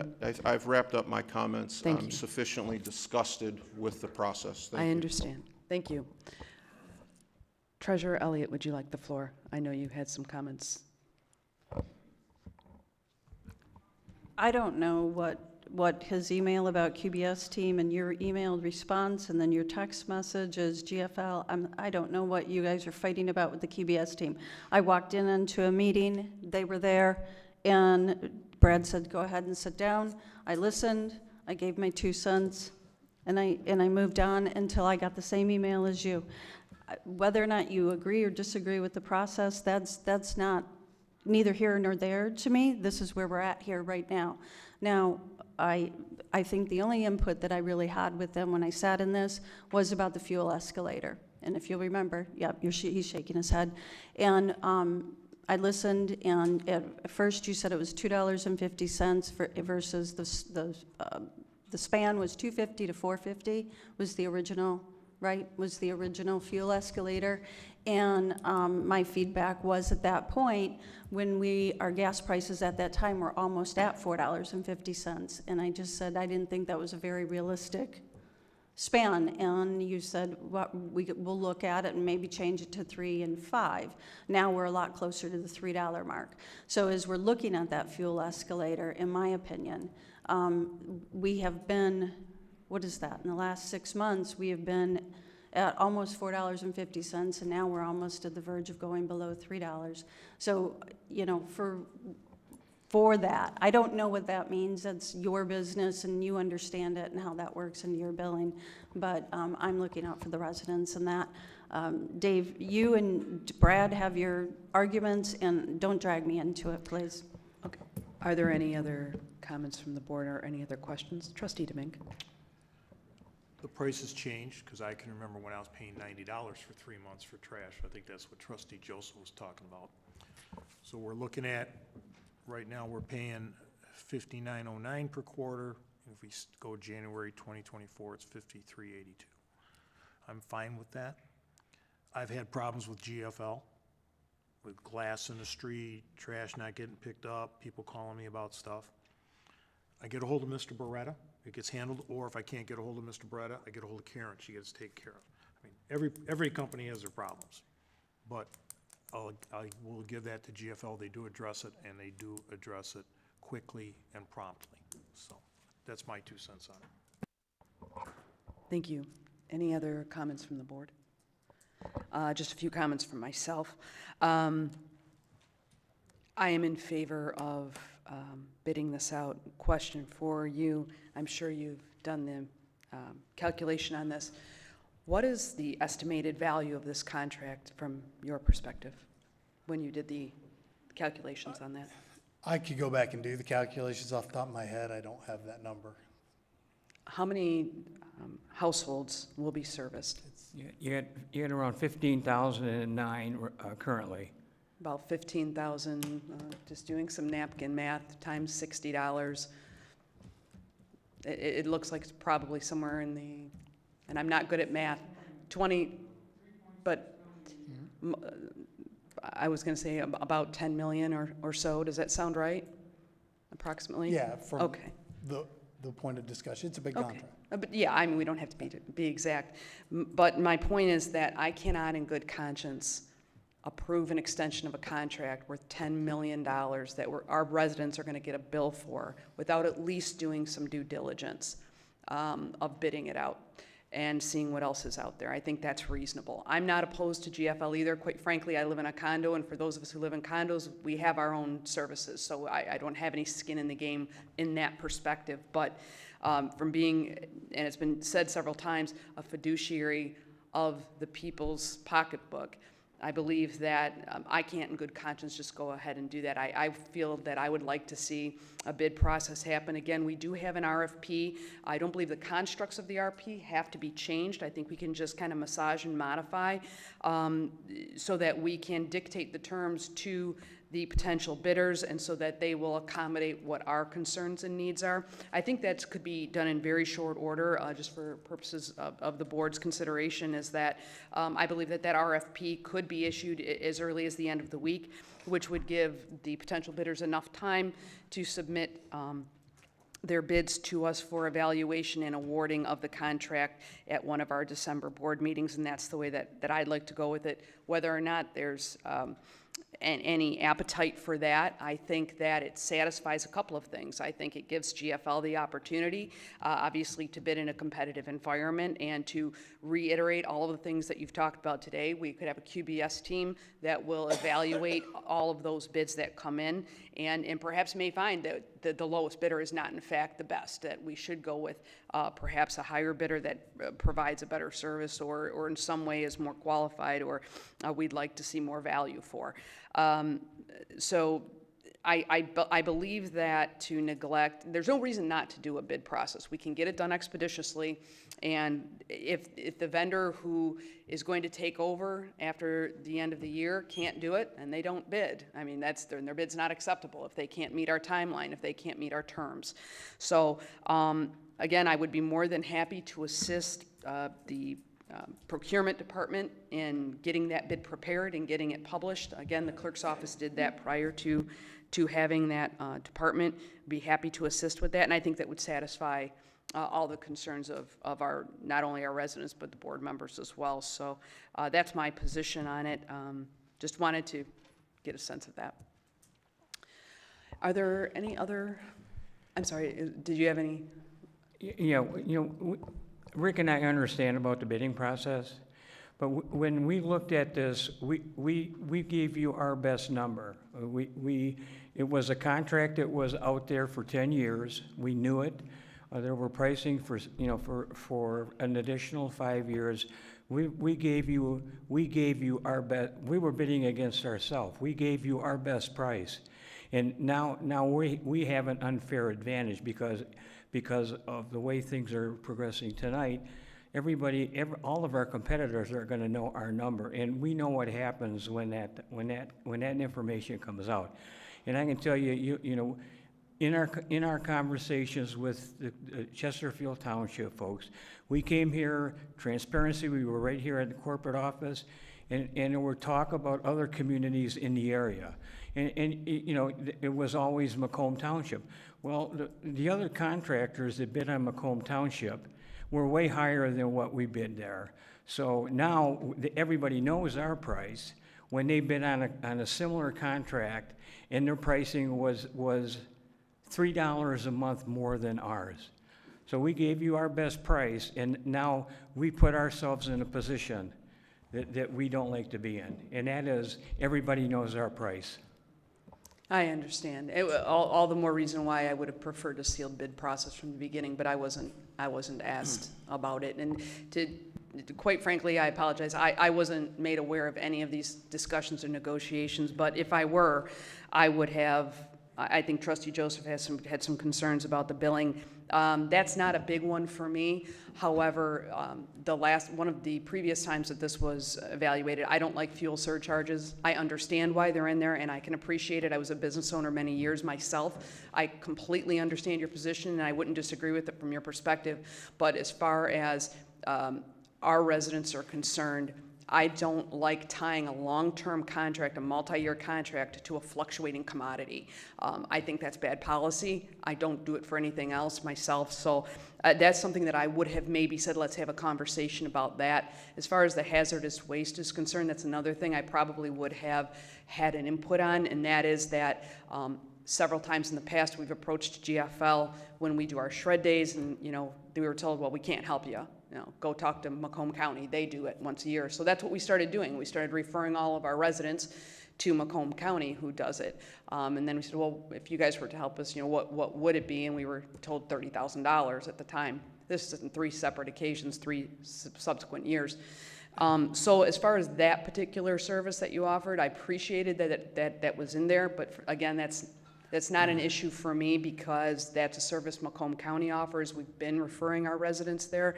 So those are just some of the things that I might have had a conversation about, but I wasn't asked. So, but regardless of that, I still would have said at that time I would have preferred the bid process. And that's my preference, that's my choice, but I'm only one vote. But I just wanted to make you just aware of that from my perspective on where my vote is going to fall. So, I'm sorry, Trustee Joseph and then Trustee Domingue. Okay. I've talked a lot. Go ahead, Trustee Domingue. I just want to direct a question to council. Would you clarify the process that we went through on this, please, for what occurred so far? No, I can't tell. I can tell you what happened in 2018. Okay. I can't tell you what happened over the last 6 months because I wasn't involved in it. But in 18... In 2018, there was a competitive bid process. I sat along with a committee of the township that was comprised of 5 people, and to be honest with you, I remember Ellen Clark was on it, and quite frankly, I couldn't tell you with any certainty the other 5 people. I attended a ton of these. But anyway, that committee came together, and we met probably 4 or 5 or 6 times, put together bid specs. And, I've done these bid specs a dozen times for other communities. You've seen one, you've seen them all. There's little tweaks to each one. Cindy just acknowledged, whether there's a fuel escalator, whether you have hazardous waste, you pick up at the, you take Christmas trees. It just, it's a bit of minutia. It's just how tailored you want your particular plan. And that came to the township board. It was approved by the board, and it was bid out. And the contract that was signed was a 5-year binding contract that ends on December 31st of this year, but it did have an ability to extend, a mutual agreement of the parties, an ability to extend for an additional time period, which is set forth in the chart that's on the wall. So the parties negotiated that. That was part of the bid process. So you can, I'm not going to weigh in on whether, there is no question that the contract that you are now seeking to consider extending was part of a bid process. There's no doubt about that. The board looked at it in 18 and said, we bid it out. We're going to award it to what we consider to be the most responsible bidder. We're going to give them a 5-year contract, and we, the board, agree that at the end of the contract, there's an ability to extend it for 5 years. It's in the contract. It's in black and white, and the board approved it. So it's hardly fair to say that this was a big surprise. But at the end of the day, it's up to this board whether or not you want to exercise it, and that is 100% up to the board. You don't have to do it, but it's in there, and the parties, in good faith, negotiated it. Thank you, sir. Appreciate it. Clerk Berry. Trustee Joseph. Yeah, I was just going to just be quiet and take the vote, but the comment that you made, sir, I've been with you all night, with the comment that you made about being at an unfair advantage in sorts because your number is out there.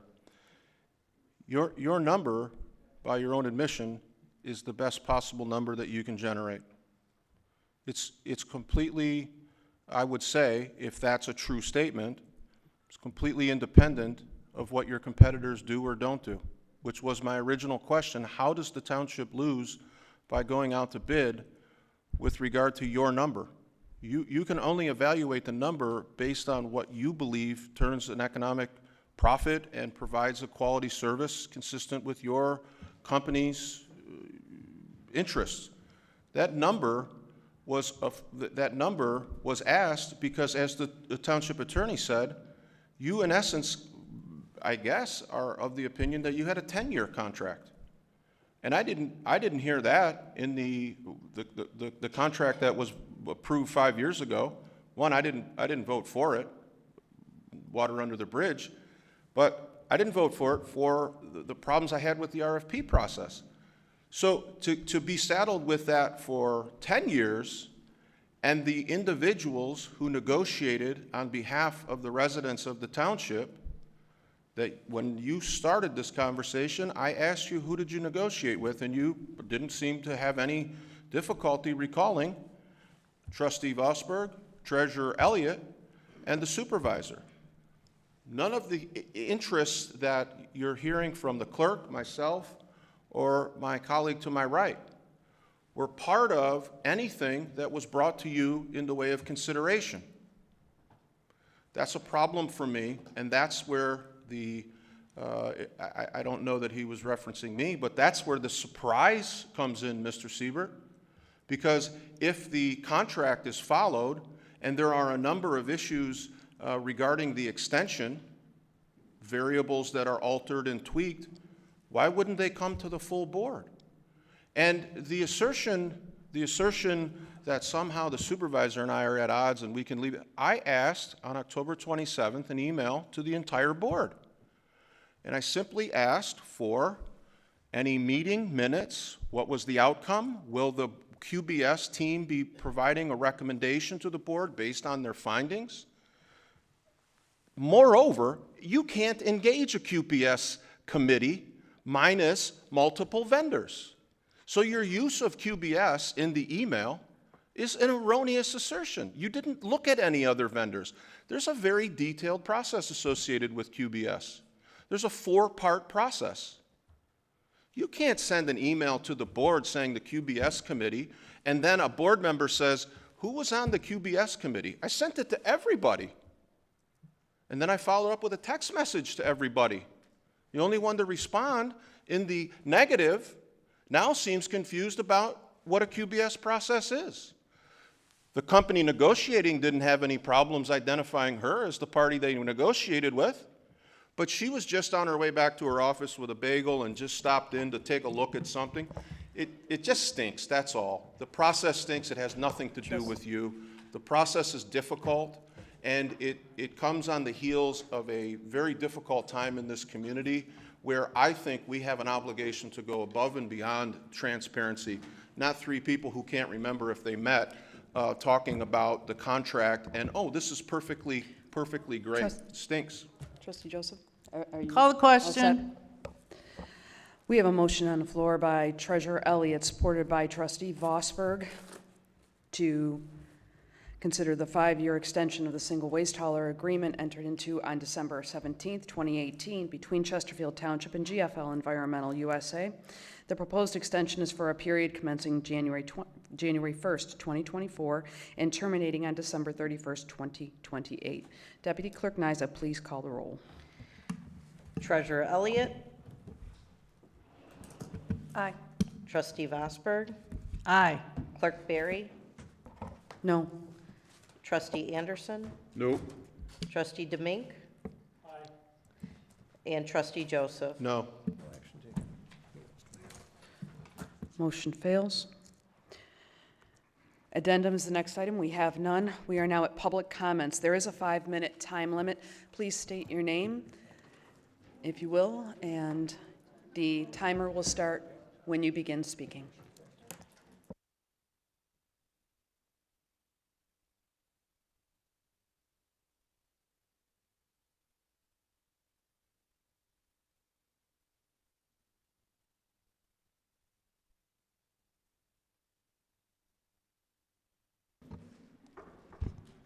Christopher Pierrick, Embassy Street. I had something planned out to talk on, but since we have extended time today, thank you for that.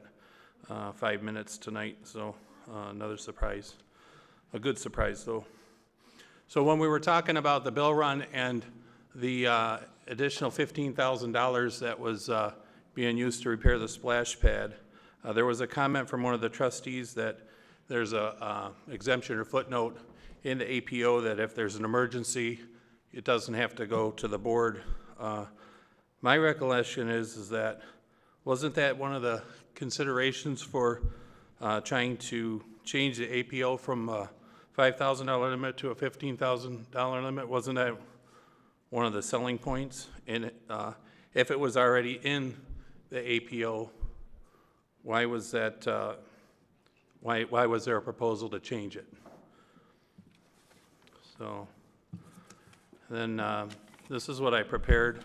I just want you to know that I prepared this several days ago. So this is my thoughts and my opinions. Board meetings are intended to allow the board to make decisions on behalf of the residents. Opening up the gallery, I'll call this the gallery, to the residents and providing the streaming of these minutes or these meetings is intended to provide the residents with information about decisions made as well as other activities in the township that ultimately affect the residents. So that's one of the reasons why I started watching and attending the meetings, to gain more information about my community. Providing an opportunity for the residents to comment on agenda items should also be there to provide more information to residents, and providing an opportunity for the residents to comment on agenda items should be, providing opportunity for the residents to comment after the agenda items are discussed in this open comment section should also be intended to gather more information for a resident. And that's what I look for. I look for people to ask questions, and that helps me to think more about things going on in my community. So asking questions at this podium is a regular thing that most residents do, but the questions are not answered at that time. To get an answer to a question, the resident has to do one of three things: send an email, schedule a one-on-one meeting, or fill out a FOIA request. I was personally able to reach out and spend some time with the supervisor and one of the board members, and I took that time and asked some questions. I did indeed get answers to those questions, but that only benefited Time's up. me. I'm sorry, it was 3 minutes. I misspoke when I said 5. I apologize. This says 5. This says 5. It was I apologize, it was a clerical error. Well, I'll finish anyways, because this says 5. And when we went to this, it was announced that it was 5 minutes. I'm sorry, it was, I misspoke. Okay. I'm almost done. So I'm going to repeat a little here. I was able to spend time with the supervisor and one of the board members, and I did get answers to some of the questions that I had, but that only benefited me. It doesn't benefit anybody else, because nobody else knows what's talked about when I sit down with somebody or send an email. So, and I know I benefit from hearing some of the things the residents bring up and getting answers to their questions. So I'd like to end with a simple proposal to the board. When a resident asks a question, instead of ignoring it, just answer it. If you do that, I would assume most of the tension in this room would instantly disappear. If you don't have an answer, then commit to getting an answer and present it during the next scheduled meeting during a new segment called Old Business. Many of my regular meetings are structured to include that opportunity. It's just a suggestion to hopefully help me gain more knowledge of the happenings in my community, and at the same time likely answer the same questions many other residents have. Thank you. Thank you. If subsequent speakers would be so kind as to adhere to the 3-minute time limit, I would greatly, greatly appreciate that. Thank you.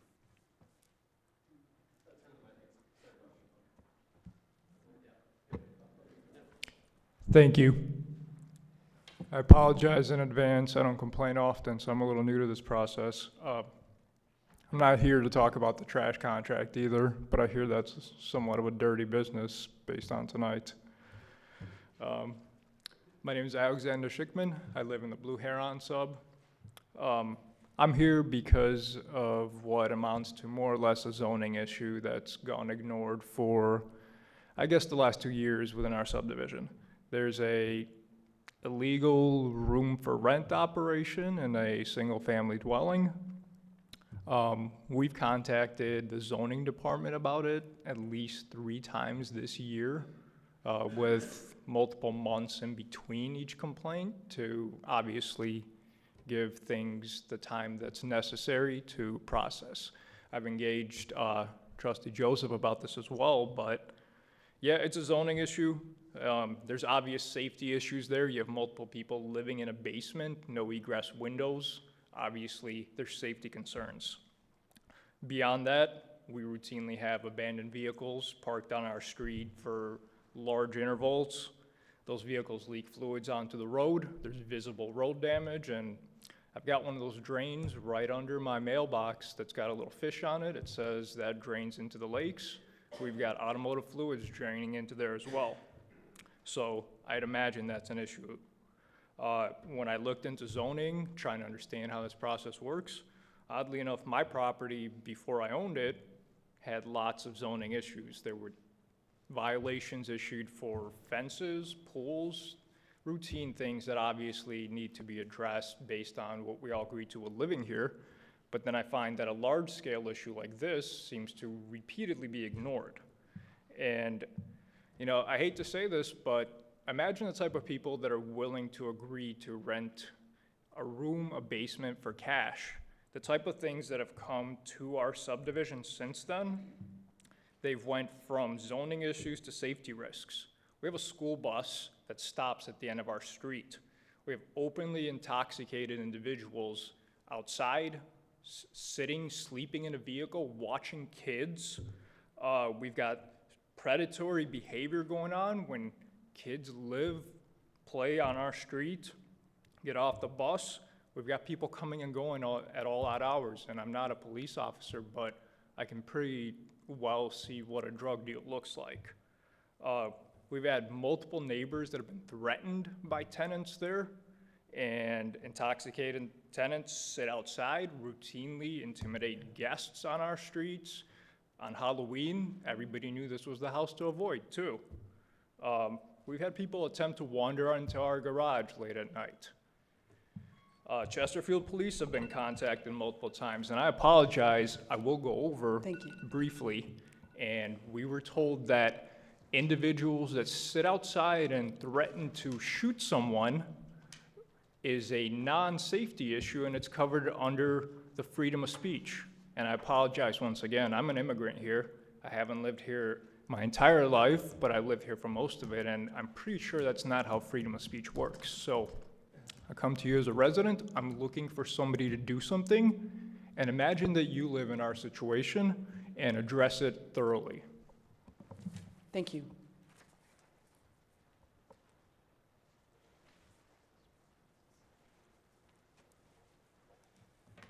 Mike Rayner. I'll try to make it quick. I actually want to talk mainly about GFL real quickly. But I think the comments made about the nature of our meetings was very well said. It needs to be in a Q&A form in some manner. I've asked many, many questions, as many others have, and there are never answers. Occasionally, a member will come to me and answer a question. Occasionally, I'll knock on somebody's door and ask the question again. But I think if you're asking for comments, we need to have answers, because most of our comments end up being questions rather than comments. But I do have a couple of comments to GFL, and I'm sorry they're not here. I think the trash pickup is a tough job. I'll tell you, I've been a retail manager my whole life, and I know what hard work is, but I watch these guys, and what a job they have. This is a tough job. And what they're paid, I have no idea. And thinking about what they're paid, I'm surprised that nobody mentioned now How about your labor charges? I mean, you know, are they unionized where the contract may be coming up? I mean, I know my biggest adjustable expense was payroll. So I just wonder if the cost of labor for them was an issue, if they considered in the rates for this new contract. And the other thing I have to mention too is, you know how I'm about the appearance of our community. So an issue came up about the car wash, and so a few of us went out and we kind of cleaned it up, and it was a disaster. And part of it was there was a GFL container there, and it was overflowing. And after we cleaned up, it was even worse. And so I came in and I asked, I said, can we do something about getting GFL out here? And somebody was very, very nice, and they said, yes, let me call and see what we can do. So they called and said, no, I'm sorry, Mr. Rayner, but nothing can be done. So I thought, this is ridiculous. Nothing can be done. So I drove over to their office and talked to the lady, who was very, very nice. And I explained the situation, and she said, oh, I'm sure we can work something out for you. So later that afternoon, a truck came over, helped me collect and empty all the other trash cans that were full. There were a lot of trash cans that were full, plus all the debris that was all over the place. So they cleaned all that up, they gathered everything, and they took everything off and said, fine, no problem. Now, hopefully they were charging the absent owner there, but I just thought that they kind of went above and beyond. And I'll tell you what, the work that those guys do, if you watch them dumping that trash and running behind the trucks, I mean, that's a hell of a job. I mean, I know what hard work is. But aside from the money business that you guys can argue about, I respect the workers that we have out there. So thank you, GFL, for the workers out there. Thank you. Q&A, please.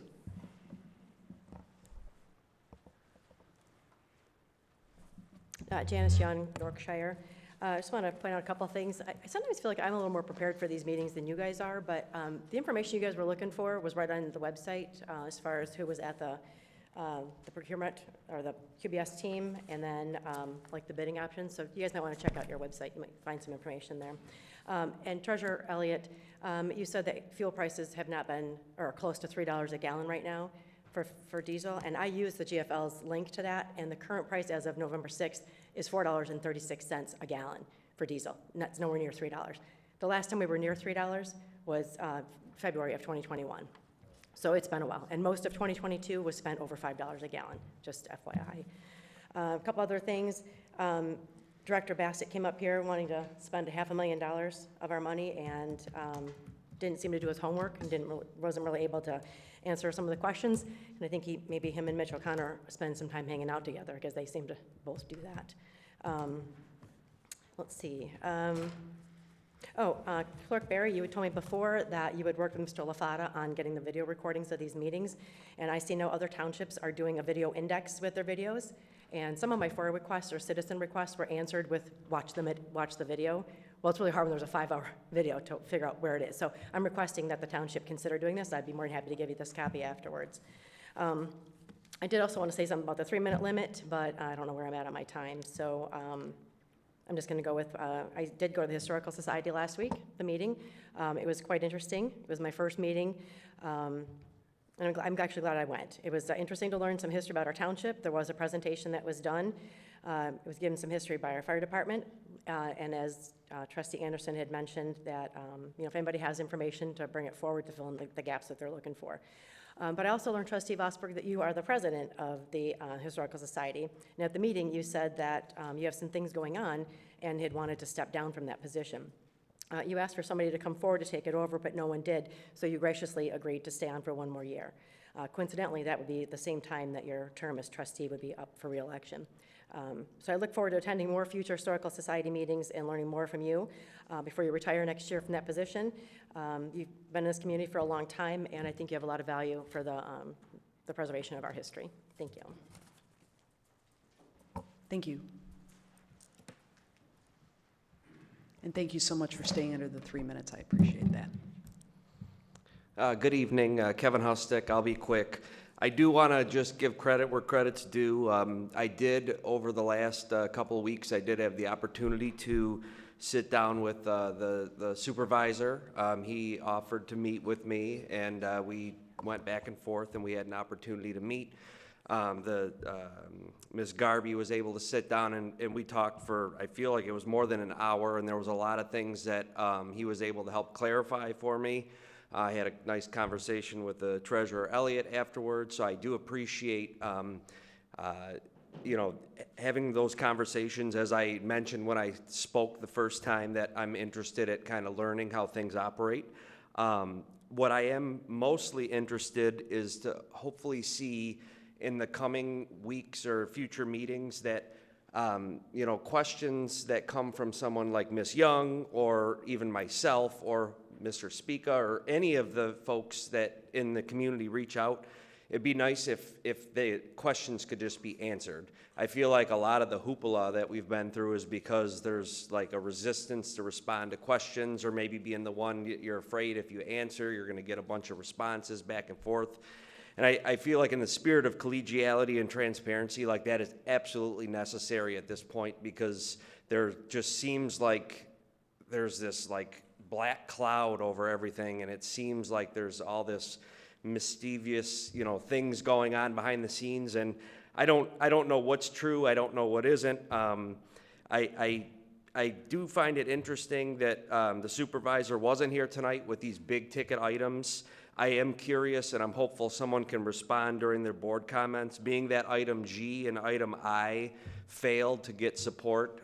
We know that, you know, had that person been here, those, you know, obviously would have more than likely carried in their, you know, motion. But since that didn't happen, I'm curious procedurally if those are going to just come back at the next meeting, or if there's going to be a conversation that's going to happen, because I do think time is of the essence. If we're going to go out to bid on either the public safety technology, or we're going to look at GFL, or just the bid on the waste hauler, we don't have that much time to spare. So if that is the direction, we need to get moving on that sooner than later, because otherwise, if item G and I just appears at the next meeting, now we're really going to be under the crunch. I've done bids quite often in my role, in my job, and I know that the timeline definitely allows to get this done. So I would implore this board to just take what happened tonight, transparent, let's put out some RFPs, and let's do right. Maybe what comes back is what was in front of us, but at least we know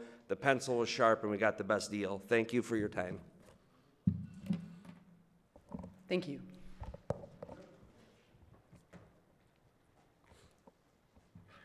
Paul LaFata.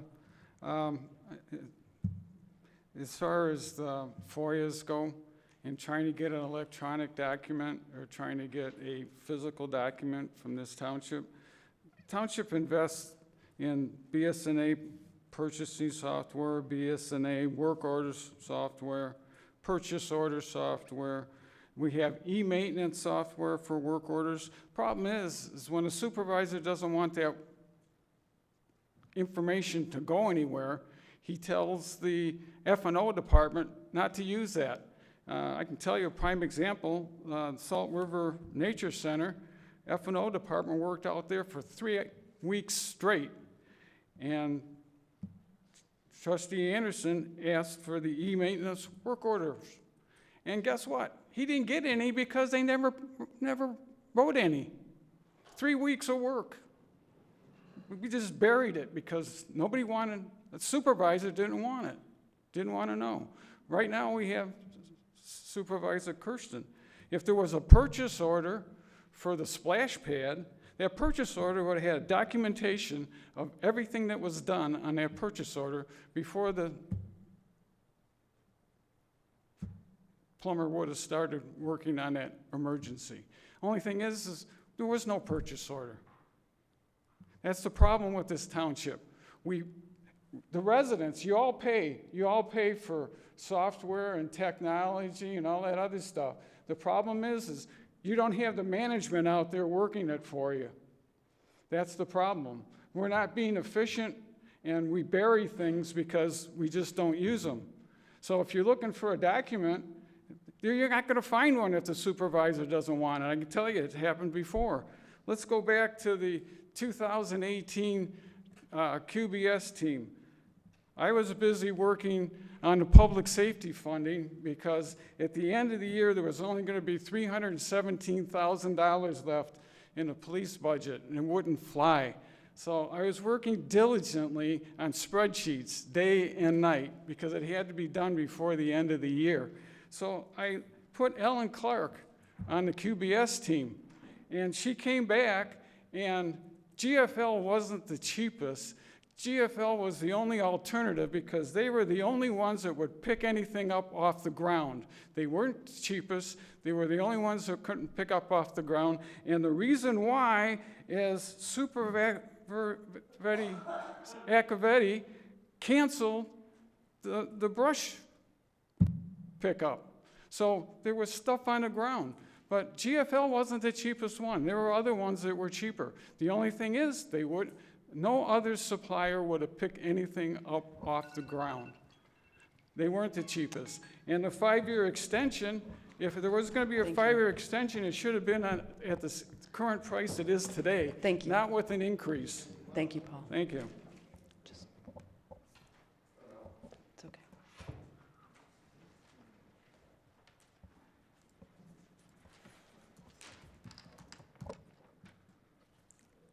Joe Kadich. I thought I'd have 5 minutes. Unfortunately, we don't, but I'll try and make this quick. First thing of all is Clerk Berry. I gave you a packet of FOIA information showing that Brad Kirsten was claiming residency in 2 townships, here and Emmett. I talked to the Secretary of State's office. They recommended that I give that information to you. You look at it and send it to the prosecuting attorney or the Attorney General's office. You haven't done that yet. I'd like to see it. If not, if you want me to carry it over there, I'll stop by tomorrow. I got a copy. I'll take it myself over to Peter Lucido. I don't know why you're protecting him. The other thing is the flood. I suffered a lot of damage to the flood. The Water Department, of course, has never come out with anything as to what they did to prevent the flood, what they've done afterwards to make sure it doesn't happen again. I've done some research on it. I know what went wrong, and it's going to happen again if we get another decent rain. It happened the second day. The first day we got the same amount of rain, we didn't have a problem. The second day, we had a problem. That's because we had a failure at the DeMink pump station that flooded all of Jefferson and half the neighborhoods around it, including the manhole covers that lead down to the sanitary sewer. Some of them don't even have bolt holes in them. A lot of them, the cement around them that attaches them to the cement's cracked and broken and everything. I advise people to put in a claim against the township because of this. They haven't done their maintenance. They had money. God knows where in the hell the $15 million went over the last 7 years. Wasn't done on that. But when I put in a claim in, the thing I got back from the initial agent that said that the township says the problem is the fact that the sewer line is not big enough to carry the amount of water that was in it. And to redo that whole sewer line, to put new, bigger sewer lines in it, was prohibitive and costly to the taxpayer. That's not the problem. We don't need bigger sewer lines. We need fixed the access to the sewer lines. And that's what caused the problem. And it started with the pump station going down. I looked at the pump station today. I don't see a generator out there. If somebody can correct me, is there a generator that's supposed to kick in if they lose power? That's crucial. We could have the same thing happen again. That pump station fails because loss of electricity, we're gone. The same thing could happen to the lift pump stations along there. We're gone again. And if it does happen again, and they haven't fixed what's wrong with the manhole covers and the access of those, we're gone again. Thank you, Joe. Thank you for adhering to the 3 minutes. I appreciate that. And just let me add one more thing. Thank you. The 14 complaints that were added given to the township were denied based on the fact that they're saying we have to replace the sewer lines. That's incorrect. Those people that put in those claims and were denied, they should reapply. Thank you.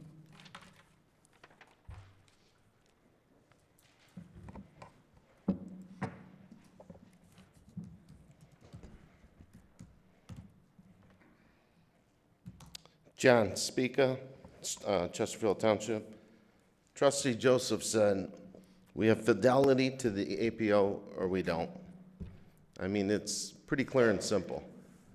This side of the board, starting with Kathy Elliott, Trustee Vosberg, and Brian Demink, APO doesn't matter.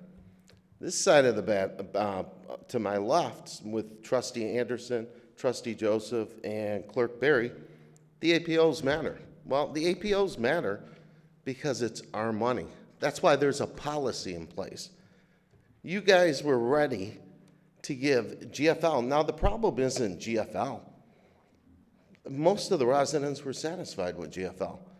The problem is the procedure and how it was handled.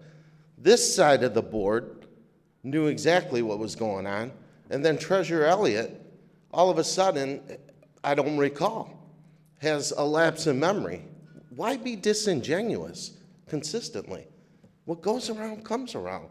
You're going to get caught in your web of lies. I don't get it. Because the supervisor failed to involve this side of the board, caused the issue with GFL.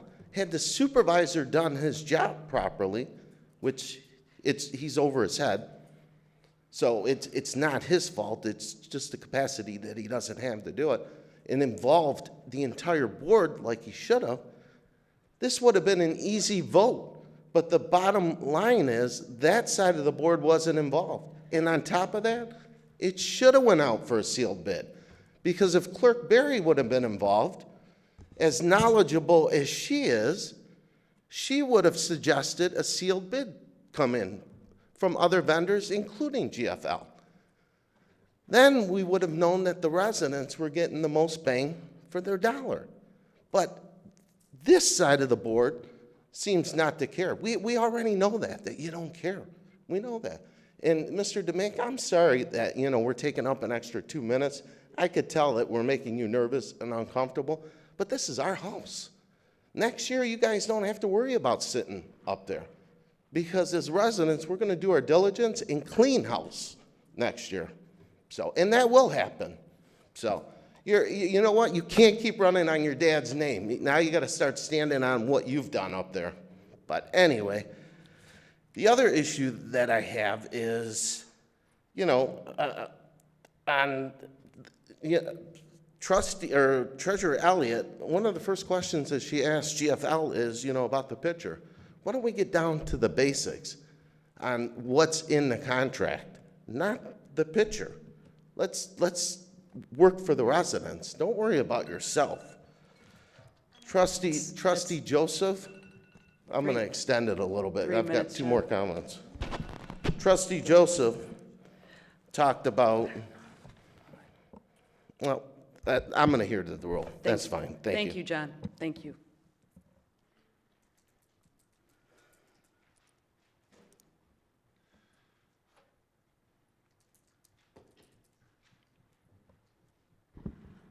Mark Orton, 50393 Bauer.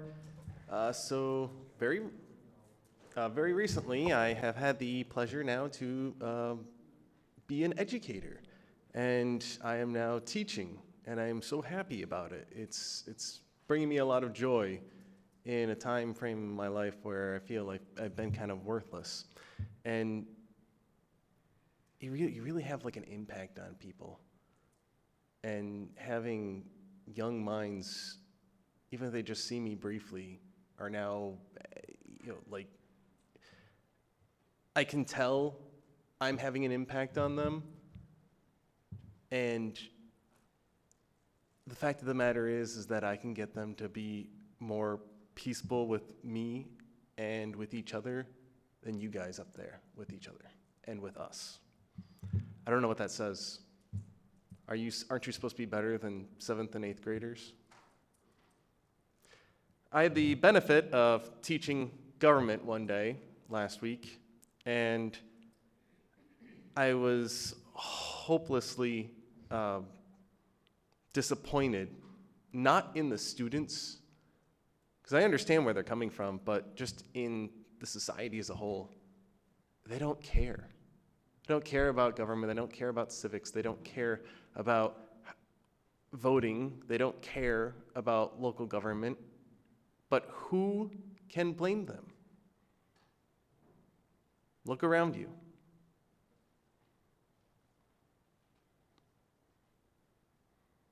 What is this for us?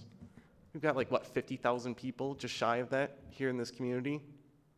You're deciding major, important things that reflect years down the line regarding whether it be a trash pickup contract or funding for certain services for internal departments or policies regarding ordinances for parks. All of it gets reflected upon in the community, and it all happens at meetings like these when you vote for certain positions. The most important level of government, according to Thomas Jefferson, was this: the local government.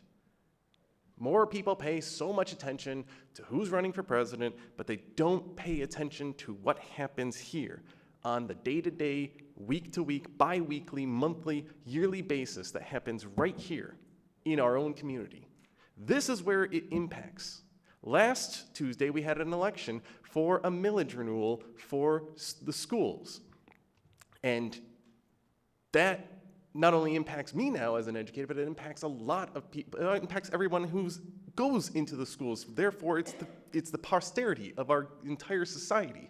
And I guess that's my time's up for that. So. Thank you, Mike. But can I say one last thing? There's an African proverb that basically goes, if you deny young men the love of the village, then they will burn down the village for warmth. Thank you. Thank you. Are there any other public comments? Any other public comments? Any other public comments? Seeing no other public comments, I will bring it back up to the board. We'll start this evening with Trustee Demink. The gentleman that lives on Blue Heron, I saw the Director Bassett came up to you. I take it he got your information. I'm not sure about the living in a room run out. I remember several years ago we had a Airbnb thing. David, do you remember that? Trustee Joseph, remember the Airbnb thing we had a problem with over on Bay Shore? Yeah. We never came up with a resolution with that, did we? No, just so you know, Trustee Demink, so you know, this individual's request isn't anywhere near compliance with our ordinance. What he's got is multiple tenants living in a single-family residence, and it's completely different than like a room rental. All right, thanks. At least Director Bass talked with you, and we'll see what we can do, especially with the vehicles and something leaking like that. The reason I voted for the police computer, I understand all that stuff. I deal with it. I know what Director Bassett deals with, and I don't want to see a cop get hurt because of a breakdown in technology. That's why I voted for it. I had a good friend who got hurt last week in an incident at a small community where he's working, and he's got 3 broken ribs, a fractured nose, and I've known the guy 40 years.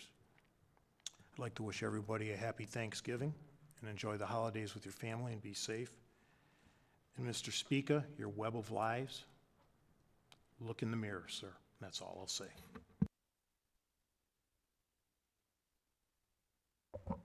Trustee Anderson.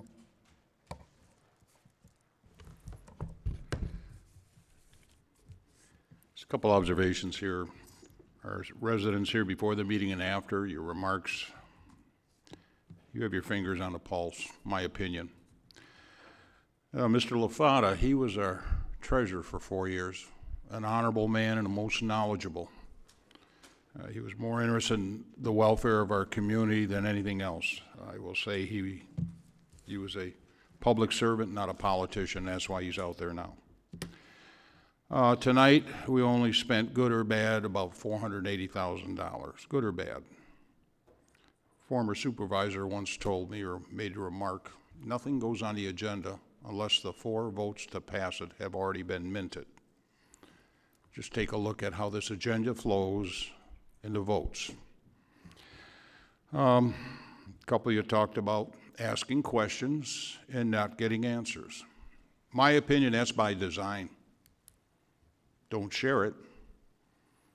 You're not going to get answers. They don't want it. This is a business meeting, you know. You're the residents. You have every right to do it, to get answers. What's your option? FOIA. And when that's denied, appeal it to this board? No. Well, you can go out and get a lawyer, X number of dollars, go to court to try to find out what the answer is. Because I highly doubt they know that people are going to spend have that kind of money to spend. Kind of end it here. I'm going to burn up my 3 minutes or go to 5. So I'll end it with, again, saw some new faces here and some regulars. Please, I appreciate seeing you all. I can speak for a couple of us. I'm glad you're here. Let your fellow residents know what's going on here. Government shouldn't be in a vacuum. And with that, I'll wish everyone a happy Thanksgiving. Thank you. Trustee Vosberg? Thank you. I have two things. First, I want to remind people who are here that just because, new people that are here, because we have, just because somebody says something and makes it sound like it's the truth and that they know all the facts, often do not.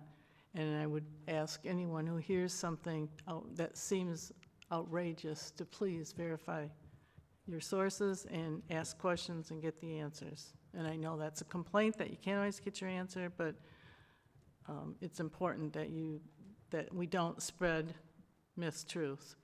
And the other thing is just a good news type thing. There's a group called American Heritage Girls, and their troop, Michigan Troop 0226, helped the Historical Society last night by decorating the interior of the schoolhouse and one of the other outbuildings, and did a good job. They were very, it was fun to be there with them. They were, what else can we do? What else can we do? So it was very refreshing to me to know that we have young people who do make a difference, want to make a difference, and will become our leaders. Thank you. Trustee Joseph. Thank you.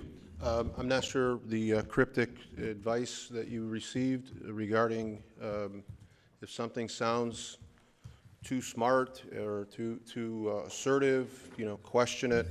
But what you don't have to question is water is wet, snow is cold, QBS is QBS, no bids are no bids.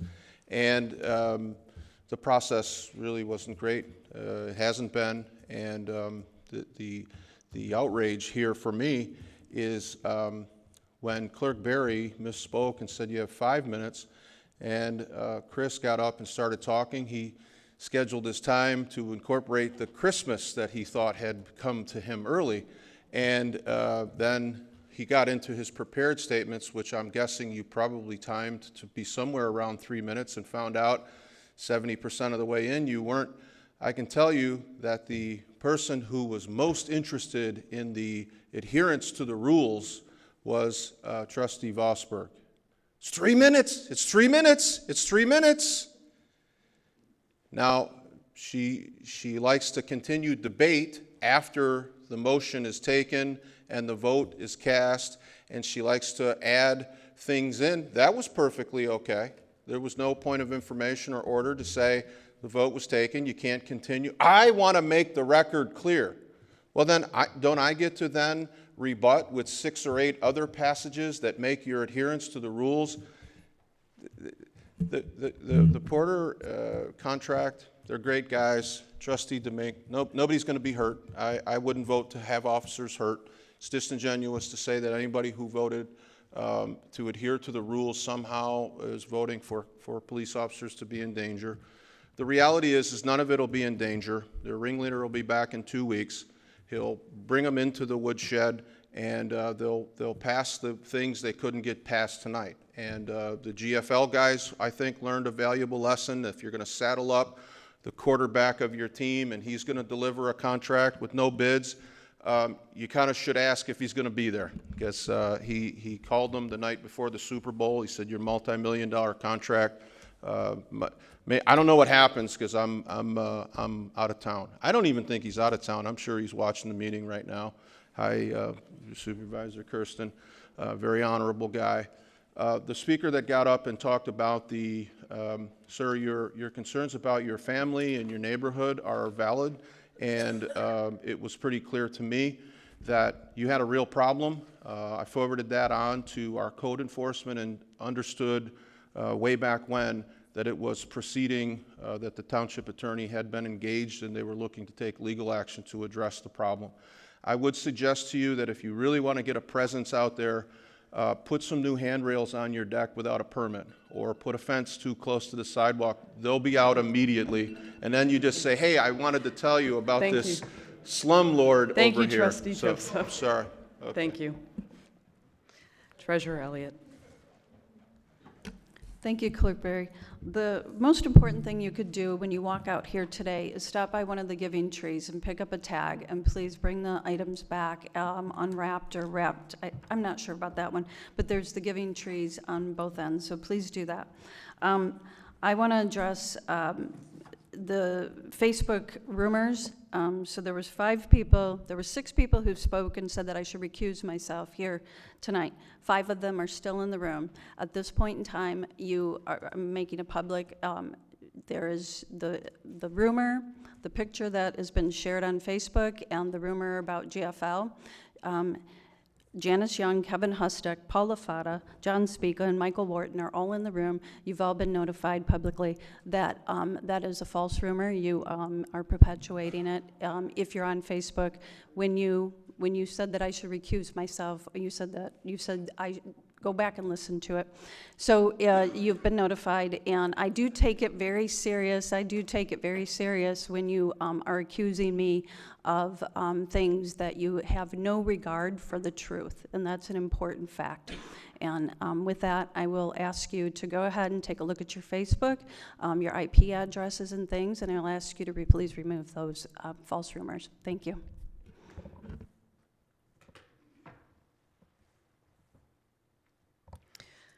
Well, I'd like to first off start my comments with thanking everyone for bearing with me and being patient and forgiving me for misspeaking on the 5 to 3 minute time limit that was in front of me. I apologize to you for that. So thank you to the members of the board for your patience with my chairing this meeting.